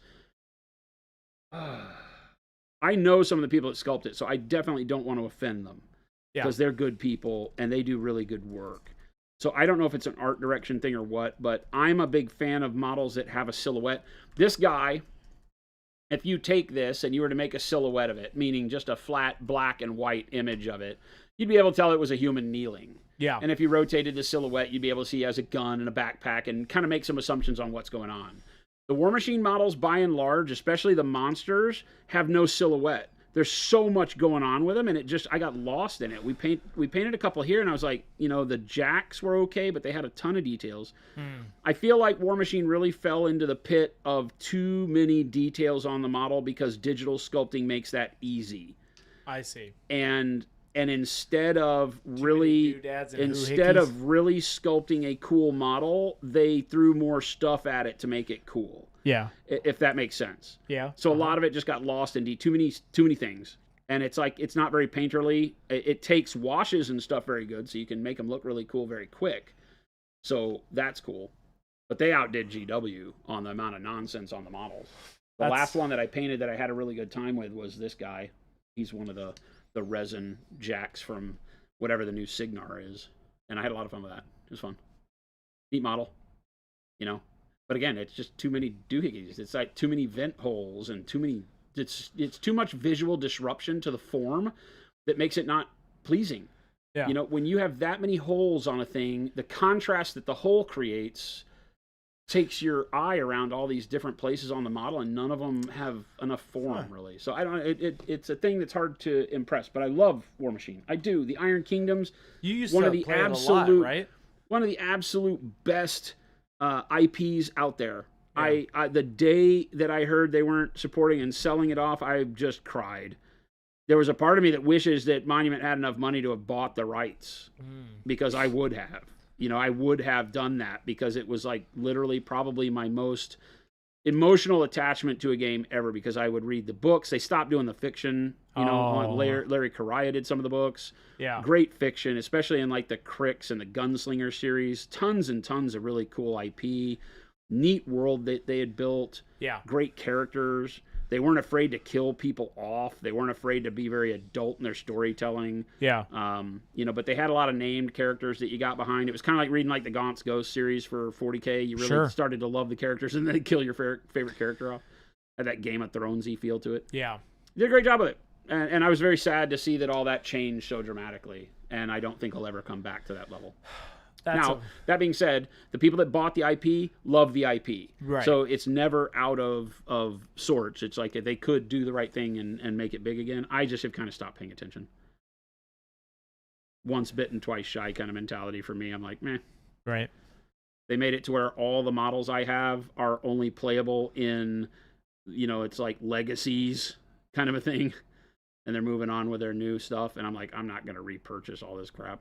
I have every faction other than the Alchemist guys that I can't remember what their name was, and the Convergence of Chris. I liked their Cyrus. I don't have those two armies. I had literally every other army. I liked the haunted house, whatever that was. Grimkin. Holy yeah, Grimkin was my favorite army. We had a ton of fun painting. We painted that whole army up on stream years and years and years ago when it first came out.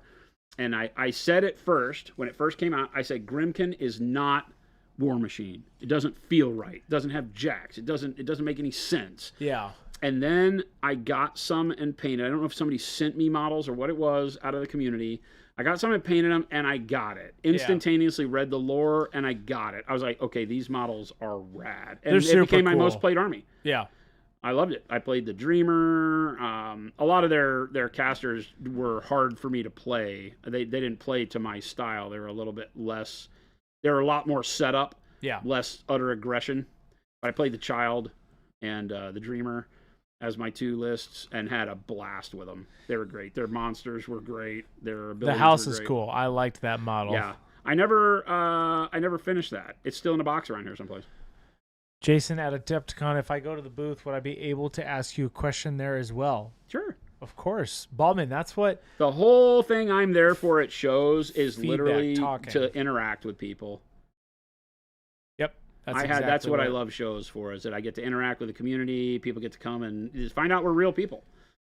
This is what we do. We're just you on the other side of the counter is really all we are. So I always implore people, if you see us at conventions, talk to us. Even if it's in the hallway. If you see Chris and I walking down the hallway, post aside, hey guys, we love that. Yeah, especially too. We're never too busy to talk. It's always funny because I want to show you how well I did at picking how much paint I need. That's pretty good. That's like, I don't think you could use that. I have not another brush load of paint in there. I did it. Every last one of them. Ta-da! Yes. That's why we're there.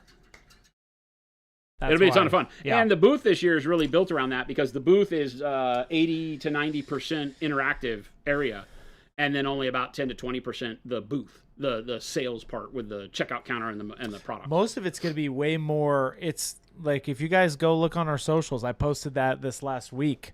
The entire schedule. Up and close. Yep. The entire schedule now is up, so you can see when an artist is doing feedback. Jason's going to be there. I'm going to be there. The whole crew's going to be there. It's going to be wild. That's it. Super easy. Brown wash on that, I think, looks really good. Chaos Angel says, can't wait to say hi to you guys at Adepticon. I don't have a good chance to last year. Jason was always busy. Yeah, it's going to be fun. Come bug us. Last Chaos year Angel. was crazy because I was not even really ever at the booth. No, you weren't. You had a bunch of stuff going on. This year, there are a couple of times on Thursday afternoon, we have the battle with Dallas with these guys. The Star Wars thing is Thursday afternoon at like 2 to 5 or something. I think it's 2 to 5, and then your class is actually late on Friday. Is it Friday night or Friday night? Yeah, late Friday night. Like 8:30 to 10. 8:30 to 10. So I have to grab dinner between the close of the show and then go do my class. And I told you guys, show up early to Jason's class because that's when I do the testimonials. Some of you have been messaging me, so hit me up. I'm gonna be there around 5 or 5:30, and come tell us how to do. I'm judging the Adepticon best painted showcase. Oh, right. With Duncan Rhodes and Dave Taylor, and that crew. So that'll be fun. That will be. Mouth McCoy, good to see you, man. You're painting Crossinator. You're painting psychedelic death guard. I love it.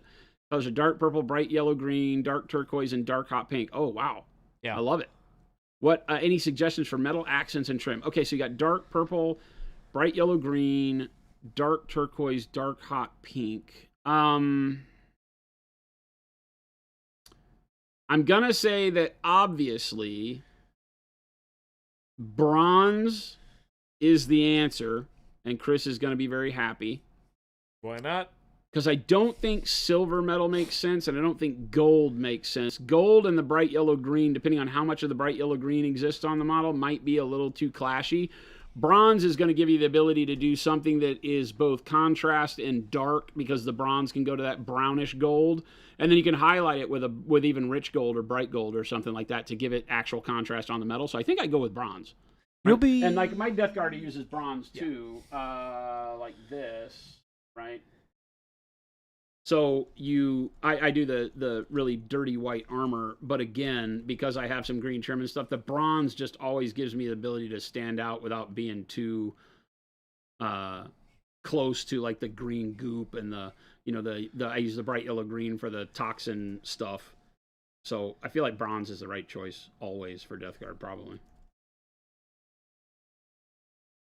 But I love the idea of psychedelic Death Guard. Just those words make me happy. So, Jason, you've ceased. I've ceased. You've ceased. To what? You've stopped painting. Well, I have wash that has to dry. I put a bunch of wash on these. You've ceased. There's a lull in the break of the time of the painting, of the show, of the painting. I'm taking a drink, and I showed a thing. And I'm going to mix some color like somebody asked me to do with some one-step. That's what we're going to do.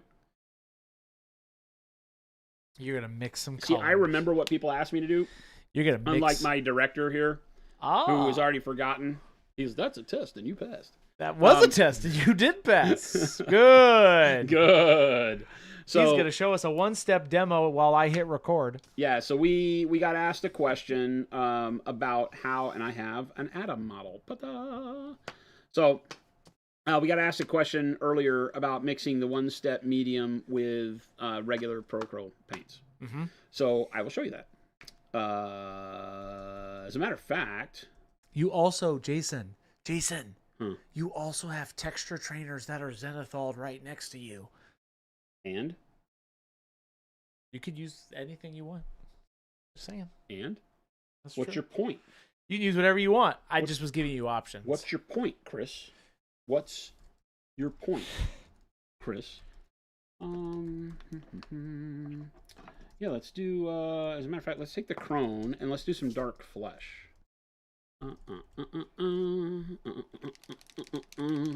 So walk us through this, Jason. Dark flesh. Okay. Okay, so first off, let's talk about a concept that has to do with filtering. Because one step, glazes, washes are all what we call filters. And so one of the first things you need to learn, and write this down, when you pick a color to filter with, always pick a darker version of the color that you want it to look like. Why is that? Because usually when you're filtering, you're going over a base coat that is going to desaturate the color you're putting on. And so if you go over white with, say, Pyro Red, it's going to make it way brighter than Pyro Red, right? Usually when we're doing these filters, we're going over a zenithal highlight, or you're glazing over. Now, if you're glazing a dark color already, then, you know, you might be able to be spot on by picking like Payne's Gray and glazing with Payne's Gray. But if you go over a lighter color, which a lot of times you're doing, that lighter color is going to make whatever color you're glazing or filtering with brighter, which makes it not the color you chose. So if I were to pick Payne's Gray to glaze with, but I put it over white, it is no longer Payne's Gray. It's probably closer to gray blue. If you didn't want gray blue and you wanted Payne's Gray, you needed to have darkened it up or not put it over something like white or a bright color. So always be thinking that you are blending colors, mixing basically, when you filter. And one step is a filter. So when you put it on a model that is, you know, a zenithal primed texture trainer like the Crone here, or just a white primer model like this guy, right? This is the Atom model from AMG. You always have to realize that putting whatever color you're choosing over a bright color is going to brighten it up. So if I look at it and I say, oh, you know what I want? I want shadow flesh, right? This is the color I want my face to be. Well, if I put it over this model, it will no longer be shadow flesh. It will be a brighter version of shadow flesh, right? And so that's why we do the zenithal prime. So it'll be closer to shadow flesh in the midtones, dark shadow flesh in the black, and bright shadow flesh in here. And that's what makes one step work the way you want it to work. So zenithal's always better, but still, starting with something like dark flesh will make sure that my bright areas are closer to what shadow flesh is, and my dark areas are very dark. Make sense? Mm-hmm. So keep that in mind anytime you're filtering. I don't care if you're glazing. I don't care if you're using a wash. Making it with glazed wash medium, always choose a darker version of the color than you want it to appear, because it will move towards a brighter version of itself as you filter it. Okay. So when you use special sauce, what makes that different from all of our other mediums? You ask me this every show, and you've already recorded it, and I'm not doing it again. I'm going to make him mad today. I'm not going to talk about that today. What I'm going to talk about is that I'm going to put... Can you give me a 30-second bit on that? No. You already have that. You got a really good recording of it the other day. I'm not doing it again. I'm not. I'm taking Dallas's approach. My first take on that was great. I'm not doing it again. All right, so I don't know how many drops that was. Call it 6. I don't know. Whatever. It's that much. And then I'm going to do what visually, I mix visually, and I know that doesn't help everybody when you do this, because they want to know, like, how many to how many? I want to know, is it 2 to 1 and blah, blah, blah. I'm going to say it's going to be about 2 to 1 is my mix here, okay? The way I do it, to give you an idea, and the way that I've been doing it here lately on stream, is if I turn the cup around, I have that much paint up top. So this would feel like 1 to 1 to me, right? This is thinner. So that's 1 to 1, even though it spreads further. And this would be about 2 to 1, okay? So I'm going to do 2 to 1 with the one step and paint. And just the butt end, no water, just the butt end of a brush to mix it all together. And this is just regular Pro Acryl, no other additives, just the one-step medium and the dark flesh. Doesn't tint, tone, or shade the color. You just get the same raw color you started with. It will reduce the viscosity a little bit, because the one-step medium is thinner viscosity, lower viscosity than the paints. So you'll notice that it runs a little bit more watery. I don't know. I can't tilt it very far, but hopefully you can see that as how it's less like paint, more like water, because the one step is thinner. Okay. Just mix that up good. And you can do this with any of our colors other than the washes. I don't recommend doing it with the washes. The washes don't, they're a different type of medium. So, like we've been joking and saying, it's like crossing the streams, right? You don't need a lot of water on the brush. I just want it damp enough, right? So again, my brush doesn't have to be just enough to keep it shiny. You notice it doesn't put a lot of water out of my skin. There's not big droplets or anything like that. So I'm not diluting it any further. And then we just slop it on.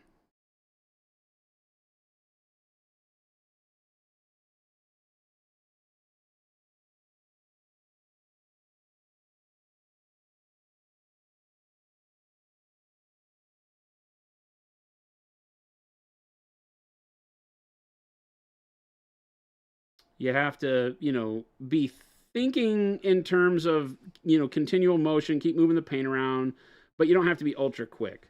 It's not going to set up immediately. Like I have a lot of the paint that fell right in here into the eye socket. I can continue to just take the brush and scoop that out of the eye socket. Even if I go over other painted areas, it's not going to tear the paint. Nothing bad's going to happen. I can continue to work it as needed. If I have more over there, I can pull it over here. Right. Get as detailed as I need to in the detail areas. Big heavy brush strokes where I don't need to worry about it. You can see I obviously put a lot of material on the model. Notice how I didn't wipe any off on my thumb palette before we started. I want a lot of wetness to work with so I can keep moving it around and really be able to get the benefit of this type of paint, which is that it skates along the surface really nice like a wash would.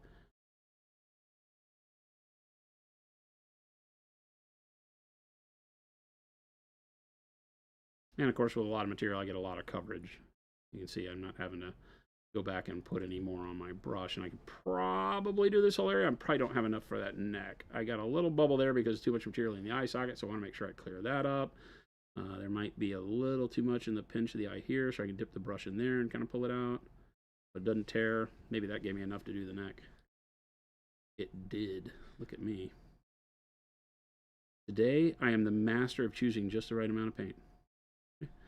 And there we go.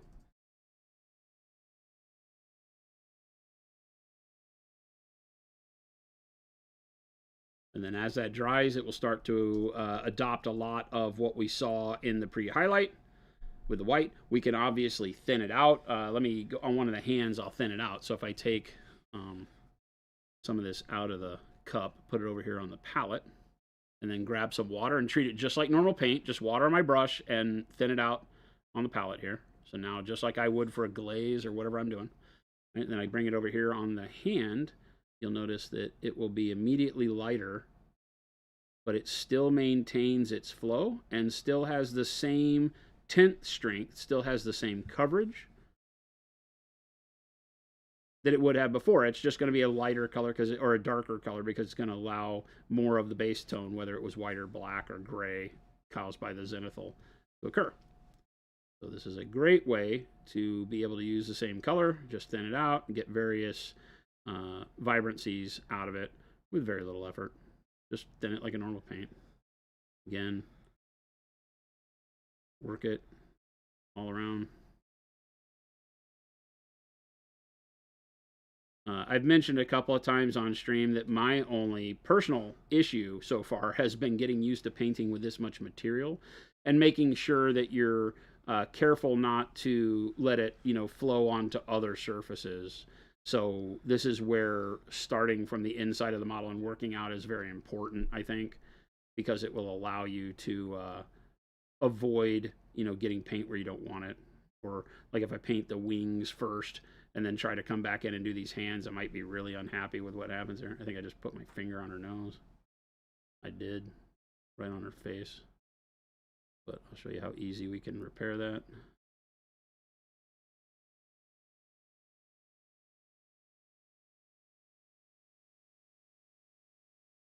Same thing down here. There's a lot of shadow built up in that area. This hand, this hand doesn't have hardly any highlight to it, right? So probably thinning is not the right thing here because it's all black. But it is in the shadow though, right? With that light, which... But I can come back and then right over the top, right? That was wet paint that I had on there. I'm not even letting it dry, and I'm just going to come back with another brush load of the stuff that wasn't thinned, like we did on the face first, and put it over it, right? It's not tearing my base layer, moves along really nice, acts like you would expect paint to act. Could you center up a little bit? No. For Christopher? No. I appreciate it. Thank you. Nice. Right. So super easy.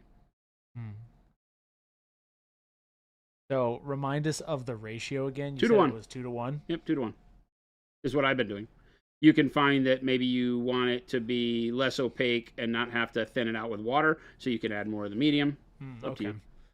You know, the medium is a thinning agent. It's diluting the paint as you go. So the more medium you add, the less impactful the color is going to be. But it takes a lot to get rid of the color, because you can see here, even with a lot of water, this still did a really, really good effect to getting that flesh tone. That's what I did on those little goblins the other day. It basically holds the turning pigment. it into like a glaze, but it's a glaze that acts like a wash. It still has good tint strength, but it still will darken up the wrinkles in the skin. It'll still settle in the low spots. It'll still do everything you want it to do. Yeah. And it'll give you this good base coat, but it also sets you up to be able to do some really cool stuff over the top, because one of the neat things here, can you kick on the airbrush real quick? Yeah, absolutely. We'll speed dry it. So I want to show you mixing this color now, because we've created a dark flesh one-step color, but I want to show you being able to mix this with other paints, right? So I don't want to make sure I don't blow puddles of paint around. That can get a little awful.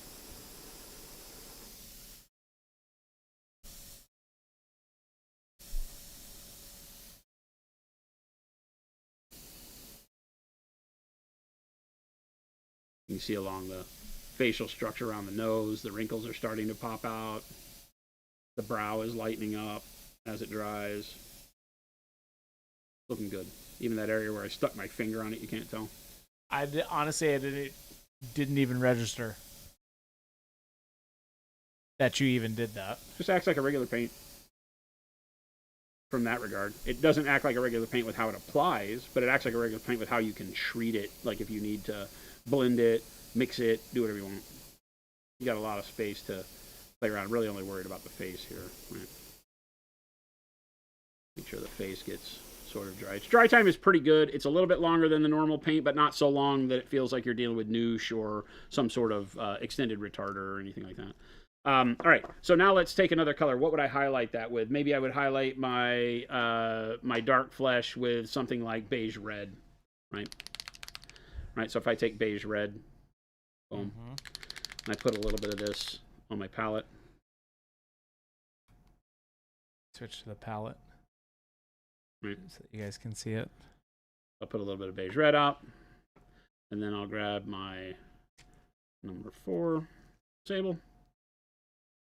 And then I'll just grab a little bit out of this cup here this is our original mix, no change to it. Put it on the palette. Grab a little bit of my beige red, and now I can mix it with an opaque color to get a midtone or a highlight, right? One of the big things with these types of paints is that because you're going over a zenithal surface, nothing on the model, or very little on the model, is actually dark flesh now. If you pop over back to the model, there's very little that's actually dark flesh colored. It's something between dark flesh and the mix of dark flesh and white in the highlights. So now I can mix it with this beige red, get a mid-tone color that I can then paint with like a normal paint. Forget the fact that it's a one-step color that I'm blending it with. Now I get to create my color and add my depth if I want to build up this way and layer like regular. I've got some good contrast on the model to start, and I can go back and start smoothing all of that out simply by mixing those two colors together. So treat it like a paint. You know, I talk about metallics like this all the time. Don't treat them like they're something special. Treat them like a paint, because then it opens up the ability to use them however you want. And that's what this will do. So now I can go back in, and because the way one step works, it shows you where the highlights need to go. And so now you can just kind of use the spots where it brightened up to go back in with this paint and add in your own blended highlight. Right? Come back here along the chin. And notice I'm going right over this paint where all we did was give it a little bit of drying with the airbrush, and we're not tearing it. Not a long time either, huh? No, I mean, that was instantaneous, right? We're not tearing it. It's not moving. We're being able to work right over it like a normal paint. It's everything you want a paint to be. So if you wanted to just leave it with the one-step base and use that as your finish, like I'm doing with my Star Wars models, great. If you want to then come back and start doing this, where we start layering color over the top, and use more advanced techniques with it, you can. Yeah. Right? It's not going to care, right? And I can just keep working it. I can keep bringing more of my beige red in here until I'm all the way beige red. We did this kind of a thing with the crimson on the Aroni models that we did.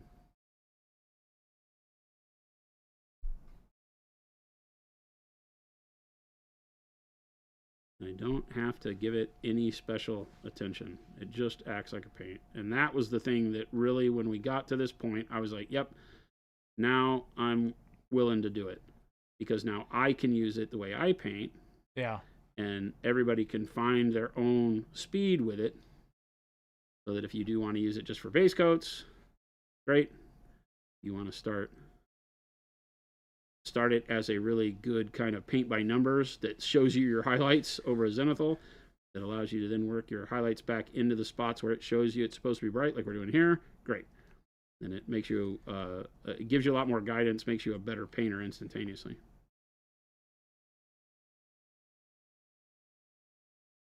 And just keep doing whatever you want to do. Keep brightening it up. Up to you. I'm basically glazing too. My paint, as you can tell, is very thin. Yeah. So I'm not tearing the surface. I'm trying to show you how much you can work the color straight away.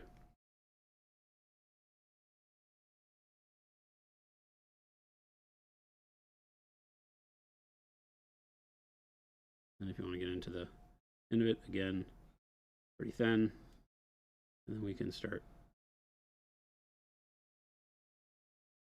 If you could do a 1-to-3 ratio, could you avoid highlighting? Yeah, definitely. It's meant to avoid highlighting. I'm just showing you what you can do, because I keep getting questions on, hey, you know, does it re-wet? We've had competitors that have had problems with that. No, it doesn't. You can paint with it, you can blend with it, you can mix it with stuff. This is showing you what you can do by taking one of our normal Pro colors and turning it into a color. Yep. You can do this with the regular premix colors, whatever you want. You know, I haven't added a single highlight to it on my Star Wars models. This army will basically be just like what you see here. This is the way I'm taking it. There's not a single highlight done on this. Now, these are just the colors. Yeah, these are just the colors without any medium mix. This is just the paints out of the one-step set. Right, so warm brown. I mix the dark green and the warm yellow together to get this color up top on his skin. Yeah. And cheat a little bit and use my white. I have a one-step white that is not in the first set. I cheated because I didn't use enough yellow. I should have mixed a little bit of green into a lot of yellow. I mixed a little bit of yellow into a lot of green, and it was too dark, and then I went back and added white. Cheater! To get the same effect. I did cheat. But yeah, all of this is just it out of the bottle. No thinning at all, and this is the way one step looks over the model. So you don't have to highlight anything here. I have great highlight on the pants, great highlight on the coat, right? The skin, the hat, everything. So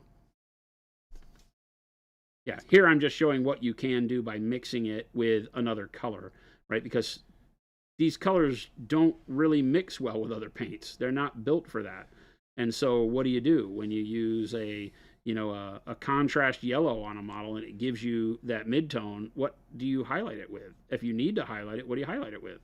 Because you probably don't have that color in your arsenal. So now when you put another yellow on it, it might look a little funky. Here, you can just take the one-step color and blend it with whatever you want. Mix white into it to make a brighter highlight. Do whatever you want. Gilborn says, have you tried every color in the traditional line? Any that don't work with the medium? Every color works with the medium. Mm-hmm. Every color works. There's nothing of the formulation for our colors. Like I said, not the washes. And they do work. You get mixed results because it's trying to fight what it's meant to do. Right. And Hama says, can I make my own one-step white with white, blue, and medium, right? Yes. Question mark? Yep, 100%. 100%. That's why we're releasing the medium in this first wave. Yeah, that's why the medium does. The only reason I'm not releasing the white that I'm doing is it didn't provide enough contrast on the model. Like if I did a Stormtrooper, it didn't really provide enough of the grayishness to give you a shadow. So it's just a formulation on the coloring. I will have a white at the show that you can test that will be more of a... call it more of a bright neutral gray. Something that has a little bit more of a dark grit to it, as opposed to white blue that was really, really clean. It just was not the right color, I don't think, to do it with. If you want to use that, like for plasma coils and stuff, then yeah, just mix it with the white blue. I was looking for, we just real quick, it was one of the first ones we did, and when it didn't work, I said, move past that, let's get to the colors that I know we want, and that's what the first 12 are. Mr. Pink says, I know Jason wasn't happy with one-step. How does one-step medium work with titanium white? Fantastic. That's kind of what he was just talking about. It works great. I mean, for things like plasma glow and stuff, it's great because what the one-step medium does is it kind of turns your paint into the same viscosity and flow as an oil wash. so it will spread really nicely. The white won't give you any type of contrast effect because it's not built that way. It's white, right? So it's not where a lot of white pigment builds up. It's just going to make it brighter, not darker. So there's a shifting point when you go past colors like dark ivory, right? Stuff like that. Then you start getting to really bright colors, and then they become effects. Because when you put them over a model, they don't really do the contrast part. Yeah. But they do effects because the way they flow still goes like a wash, and we'll put white down in the crevices for like plasma coils, bright colors into eyeballs and sockets and things you want to glow. Fantastic for that. Yeah. But just realize that the brightest colors don't offer any contrast. I mean, they will if you put them over a zenithal, pre-highlight. Then when they go over black, the white would turn gray. But I don't think it gives you enough to really do it that way, right? If you've done a zenithal, you've probably already got your stormtrooper looking almost like it needs to be. Yeah. And you don't want white in the shadows. So yeah. Interesting. I was going to do metallics because we always get that question. We do always get that question. So Metallics. some dark silver. Dark silver with the one-step medium? Yeah, some dark silver with one-step medium. Okay. On this atom. Do you change the ratio here? No, you might put a little bit more. We talked about that the other day. Play with the color first. The reason I would say put more is because you have a physical component to metallic paints and the mica flake that is going to, it doesn't thin out like pigment does, right? It's not ever going to become more see-through than it already is. So I think you might add a little bit more, but I still do 2 to 1. What I would consider to be 2 to 1. Like I said, I visually mix, so when I say 2 to 1, it's in that range. I don't measure it out. You don't need to. A little bit more isn't going to change a whole lot. Right.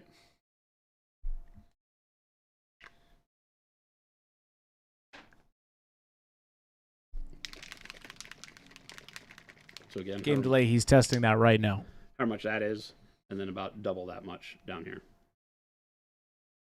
Yep. Remember, this is lower viscosity. That's why it looks like there's probably a whole lot more because that paint doesn't flow as much as it's up at the top and not even moving. Mm-hmm.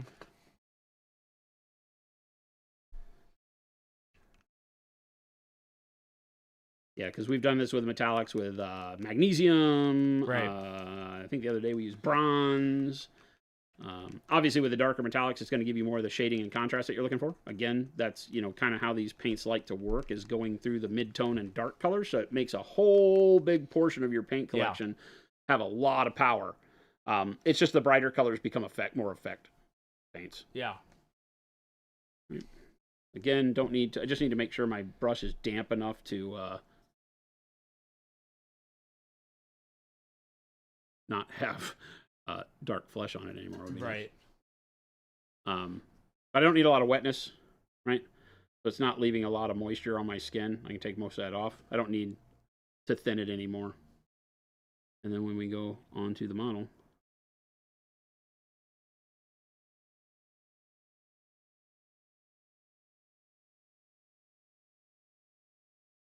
I'll give you guys a 5-minute warning once we get a little bit closer after this demo, but I would go to the bathroom now. I'll go to the bathroom now. We'll do it in about 5 or so minutes after this. That doesn't have a whole lot of contrast on this chest plate because it's just a big flat surface. Yeah, the atom models are very flat. But still, I think in this waist area, we'll get a good, where the panels overlap here. Ooh, nice. Right. Yeah. You're already seeing it there. That's great right there. Yeah. Now, the metallics don't really behave much different anyway with it. Nope. They don't behave any different. They're just going to give you the shine. I think like I said, you're going to want to test with your metallics because the more of the medium you use, the less of the shine you're going to get is the thing. Yeah. So you're going to have to find the balance. And that's why I said I think that 2 to 1 is still, that's what I'm at here, and that's where I feel like it's been the best.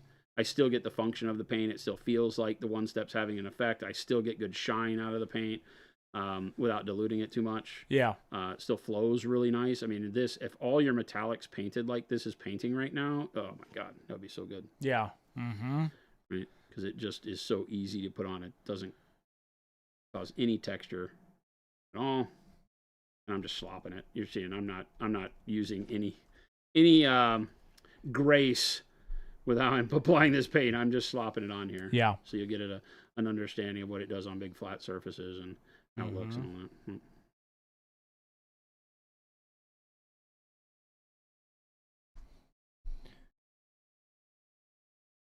I love this model. Yeah, it's a fun model. It's very basic, but it gives you a lot of room to play. This is AMG's paint and take typically model they do. It's this like is their mascot, show. Adam. Yeah, and they do these as shows. Yeah, I think the only place you can get them is shows. Yeah. And Ozzy, he has done it through the airbrush as well. He did his big blue spider with that. If you go look at that VOD. What are you talking about? We did that stream the other day. The whole stream was about it. Oh, yes. I'm sorry. Yes, that's correct. That was a test, Jason, and you passed. That was yesterday. No, that wasn't yesterday. 2 days ago. 2 days ago. Yesterday. All my dreams, they seem so... Hey, that's looking great, Jason. Yeah, I mean, so, perfect. Do you have any tips on as you go over flat surfaces? That's actually really, really good. As you go over flat surfaces, chest area is really, really good. Jason, as you go over flat surfaces, do you have any tips on brush control using one step like this to get the best results? Do this. I tried, chat. I did my best. I'm serious. Do this. I'm not doing anything. What are you doing? I'm putting the paint on the model. That's right. All you have to do. That's all I'm doing. A lot of people ask, because I think people have been burned in the past by past other paints, right? About coffee staining. Okay. Because that's why I'm just ladling these on, and why I'm showing you not, having to do much, and we'll see what you get with the metallics. So any of the paints that we're going to do at the worst, metallics would be because of the physical component of the mica flake. So that's why I just slopped it on his entire torso, right? And we'll see. Oh, it looks like I missed right in there. Yeah, that came out great. Yeah, you can see, like, zoom in on the chest. Yeah. Yeah. It doesn't get any smoother than that. No. And you can see the darkness in the panels and all that. And this was pure white. This is no zenithal. That was just, yeah. You know. And honestly, I think that some of those models are half primed. Yeah, they are. Where you can see the gray is the plastic. They only shot them from the. We have so many of those that we had to go so quick. I didn't do these, but Chad, I wouldn't do that to you. But Jason, we'll have to put him through the ringer. That's why we do this. We show you, Chad, how to use it. That's how it goes. Awesome. Bingo. There you go. One step medium with a metallic. Nice. Nothing you can't do. That was 2-to-1 and slop it on. One of the big things we wanted to make sure of is that it didn't have all the pooling and the coffee staining and the uneven application. I mean, like I said, I've been picking up these models. You can choose any one of these. If you leave puddles of it, it will stain, but that's just paint. Any paint will do that. Right. But you can see, like here where I ladled it on, how much darker I get in the shadows where I left a lot of paint. And yet on the highlights, it's all very even. Right? Everything's very, very even. I don't get any splotchiness to it. Yeah. Right? Yeah. Awesome. Cool. So there you go. That's how you use the one step with regular PA. Yeah, and this is after it started to dry. Nice. So that's, you said, how long is that dry time? Probably like, what? We've been doing this for 15 minutes? 15 minutes or so? Yeah. Cool. And you notice that when I blended it with the beige red and got my highlights, when I thinned it, somebody was asking, when I thinned it, I got actually better highlights by just thinning it and letting it sit over the model. I almost darkened the highlights back up by mixing it with the beige red. This area where we thinned it, and just let the white primer show through, I got a more consistent bright highlight instantaneously. That question got raised, like, wouldn't you just thin it more? You can, and then you get more brightness showing through. That works great. But when you thin it, you might get this transition here where your mid-tone doesn't kick in enough. So you go from a brighter finger to a dark here.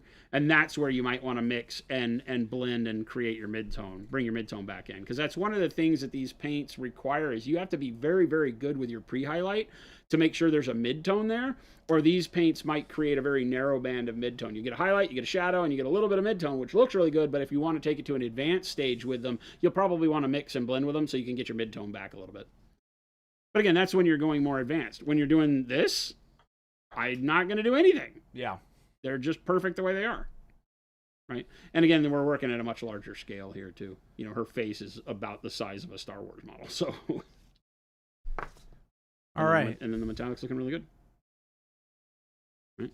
Yep. Slopping on the back. Yeah, look at that. All that sloppy paint on the back, and still no big clumps of darkness or anything. The arms around the cylinder is usually very hard, but those look very good too. That's a very smooth application right there. So that's very, very smooth. Boom. There you go. This was that color that we did earlier. This was the color I was putting on the Star Wars bases. Yeah, oh yeah. I put it on here so you can see how this was made out of the dark orange brown, and then the mix of the green. It's what I made the bases out of. I tested it on one of the Atom models first, but you can see that's what it does just over white primer by itself with a normal color. All right. So again, Jason. no staining, very clean. And Jason. if you've been watching today, I have not been doing anything special. There's no special mystical brush stroke or nothing. I was gonna say that. I think you all are gonna really like the ease of use. I'm finding that way as well. It is just fun to play with. But I gave you guys the 5-minute warning. It was graphite green. Somebody mentioned it in chat. That color that I mixed in the dark orange brown from the Flame On set. Yep. And the graphite green with the one-step medium. That was the color that gave me this dark, I would call it dark khaki. Right. Jason, we're going to give a giveaway. You think so? What if I were to say right now, no, you're not by? I mean, you are the boss. I would oblige. Ladies and gentlemen, no, I already said that. Red Face says, hang on, need to poop. You know the drill. This is not the pooping time. No. This is not, even Poop Tempest knows this is not the pooping time. I actually gave you a little bit more time.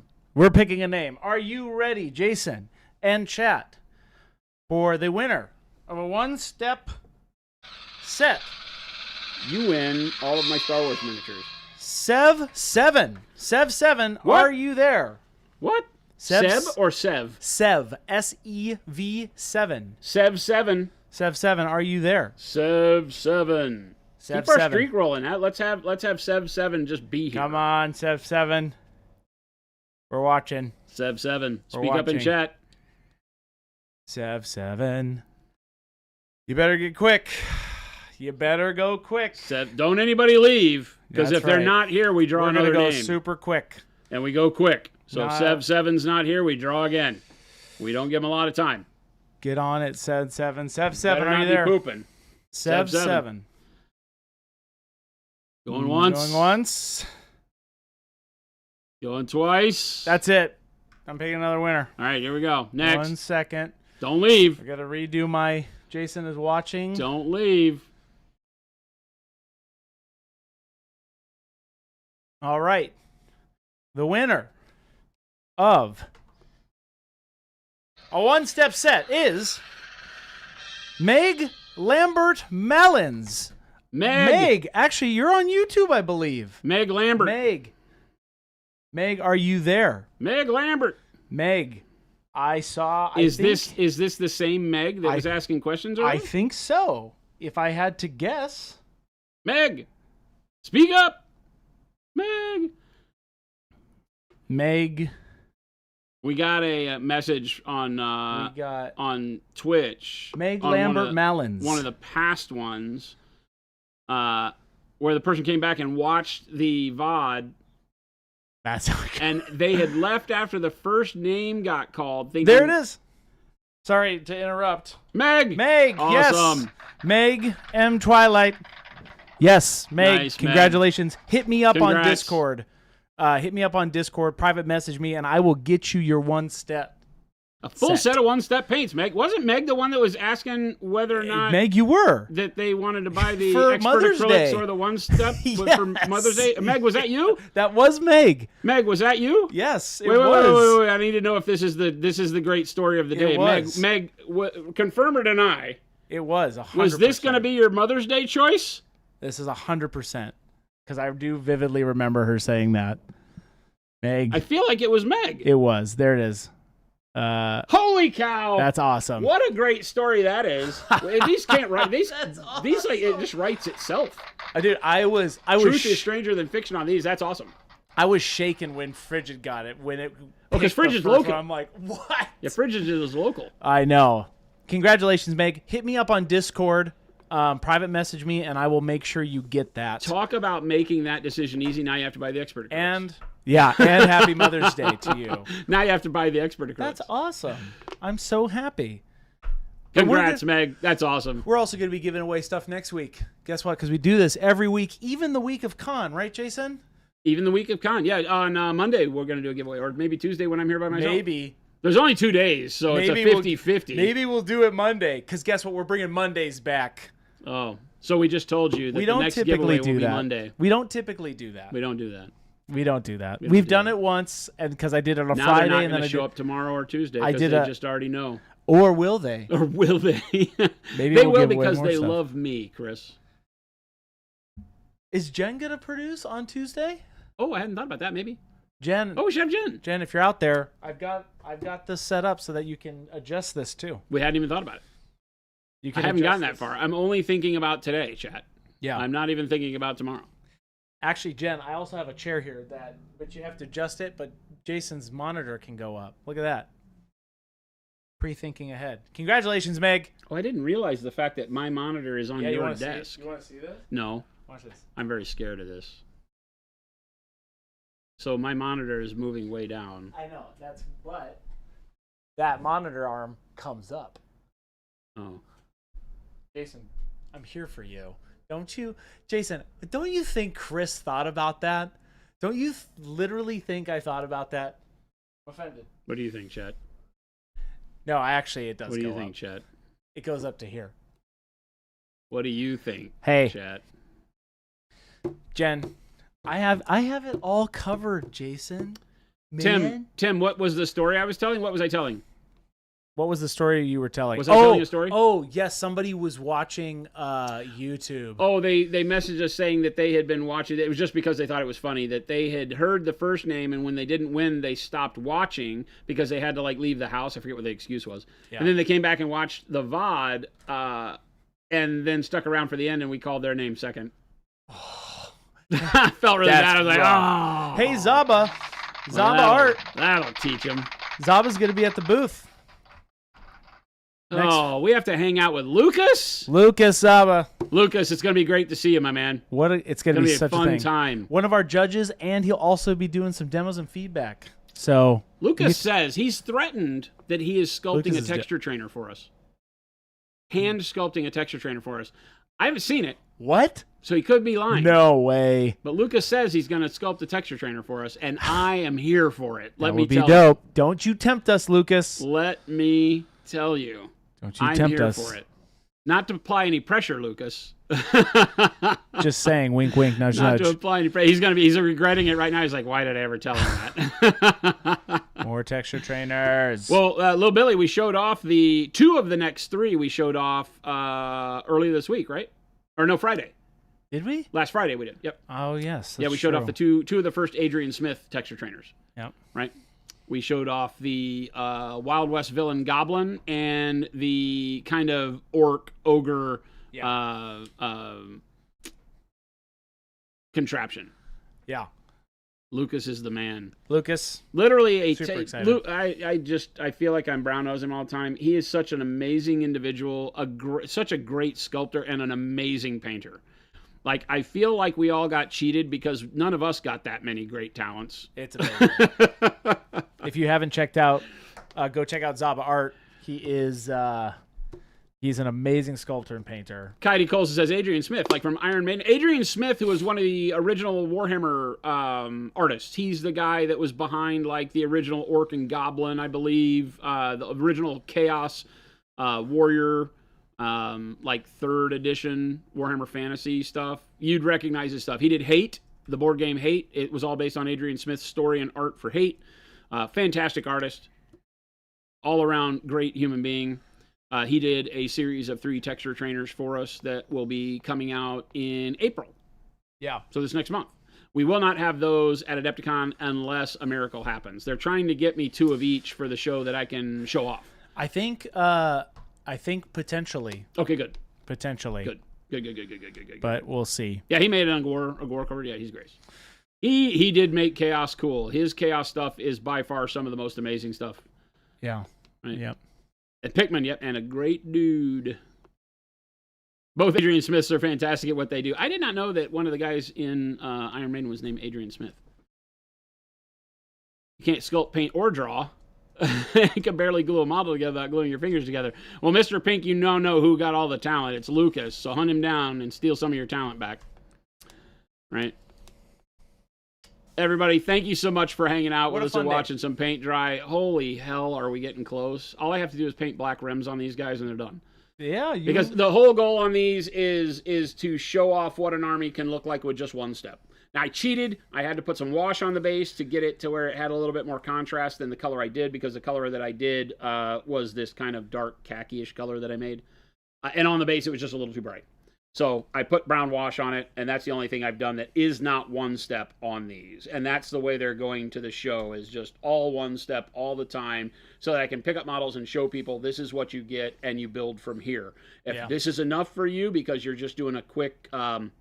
like board game miniatures, doing Zombicide, doing whatever, right? Then this may be enough. You may be able to paint with this and pop in close. You may be able to paint with this and have this be enough, right? It's got good contrast. It's going to give you detail from 3 feet. It's going to bring life to your models, and this can be very, very simple, especially because so many of those board games come with like 90 models.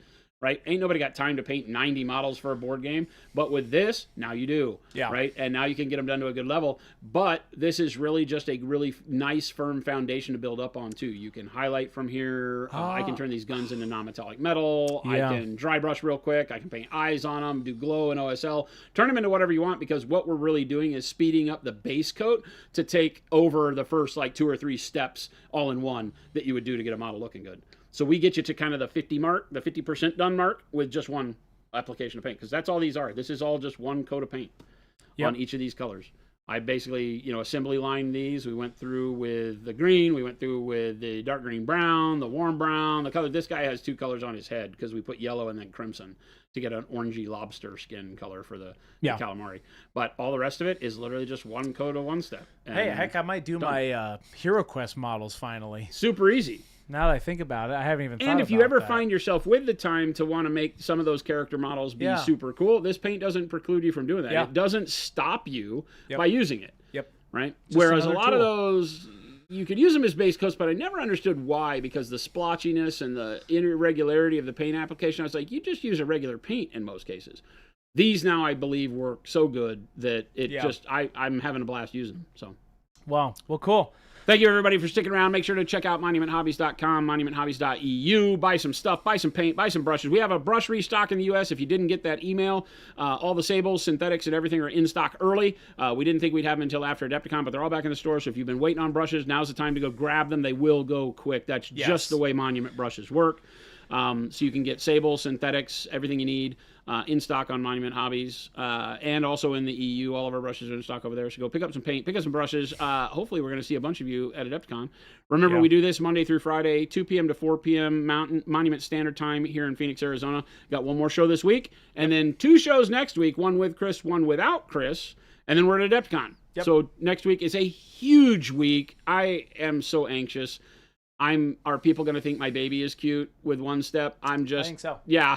We're going to go throw my baby out there, and we're going to see if people like it. I always get jittery around this time, but come stop by, talk to us. I'm going to get to see Lucas Zaba. It's going to be so much fun. Yeah. We've got such a great, talented group of people at the booth. It's going to be an absolute blast. For those of you that can't make it, Chris is going to be doing a lot of snippets and video and photos of it, so you'll be able to kind of take part from afar. And don't forget to go over to Base Layer, where they are doing the Minis as Art Celebration contest over there. They're doing a challenge on the Base Layer quarterly challenge, where we will be judging and giving out the same type of prizing over there. I think there's a $300 for top place over there. Yeah, it's a big gold. We have like a top prize. It's gold, silver, bronze. Yeah, yeah. There's gold, silver, bronze on the Base Layer thing, and I think it's 300, 200, 100.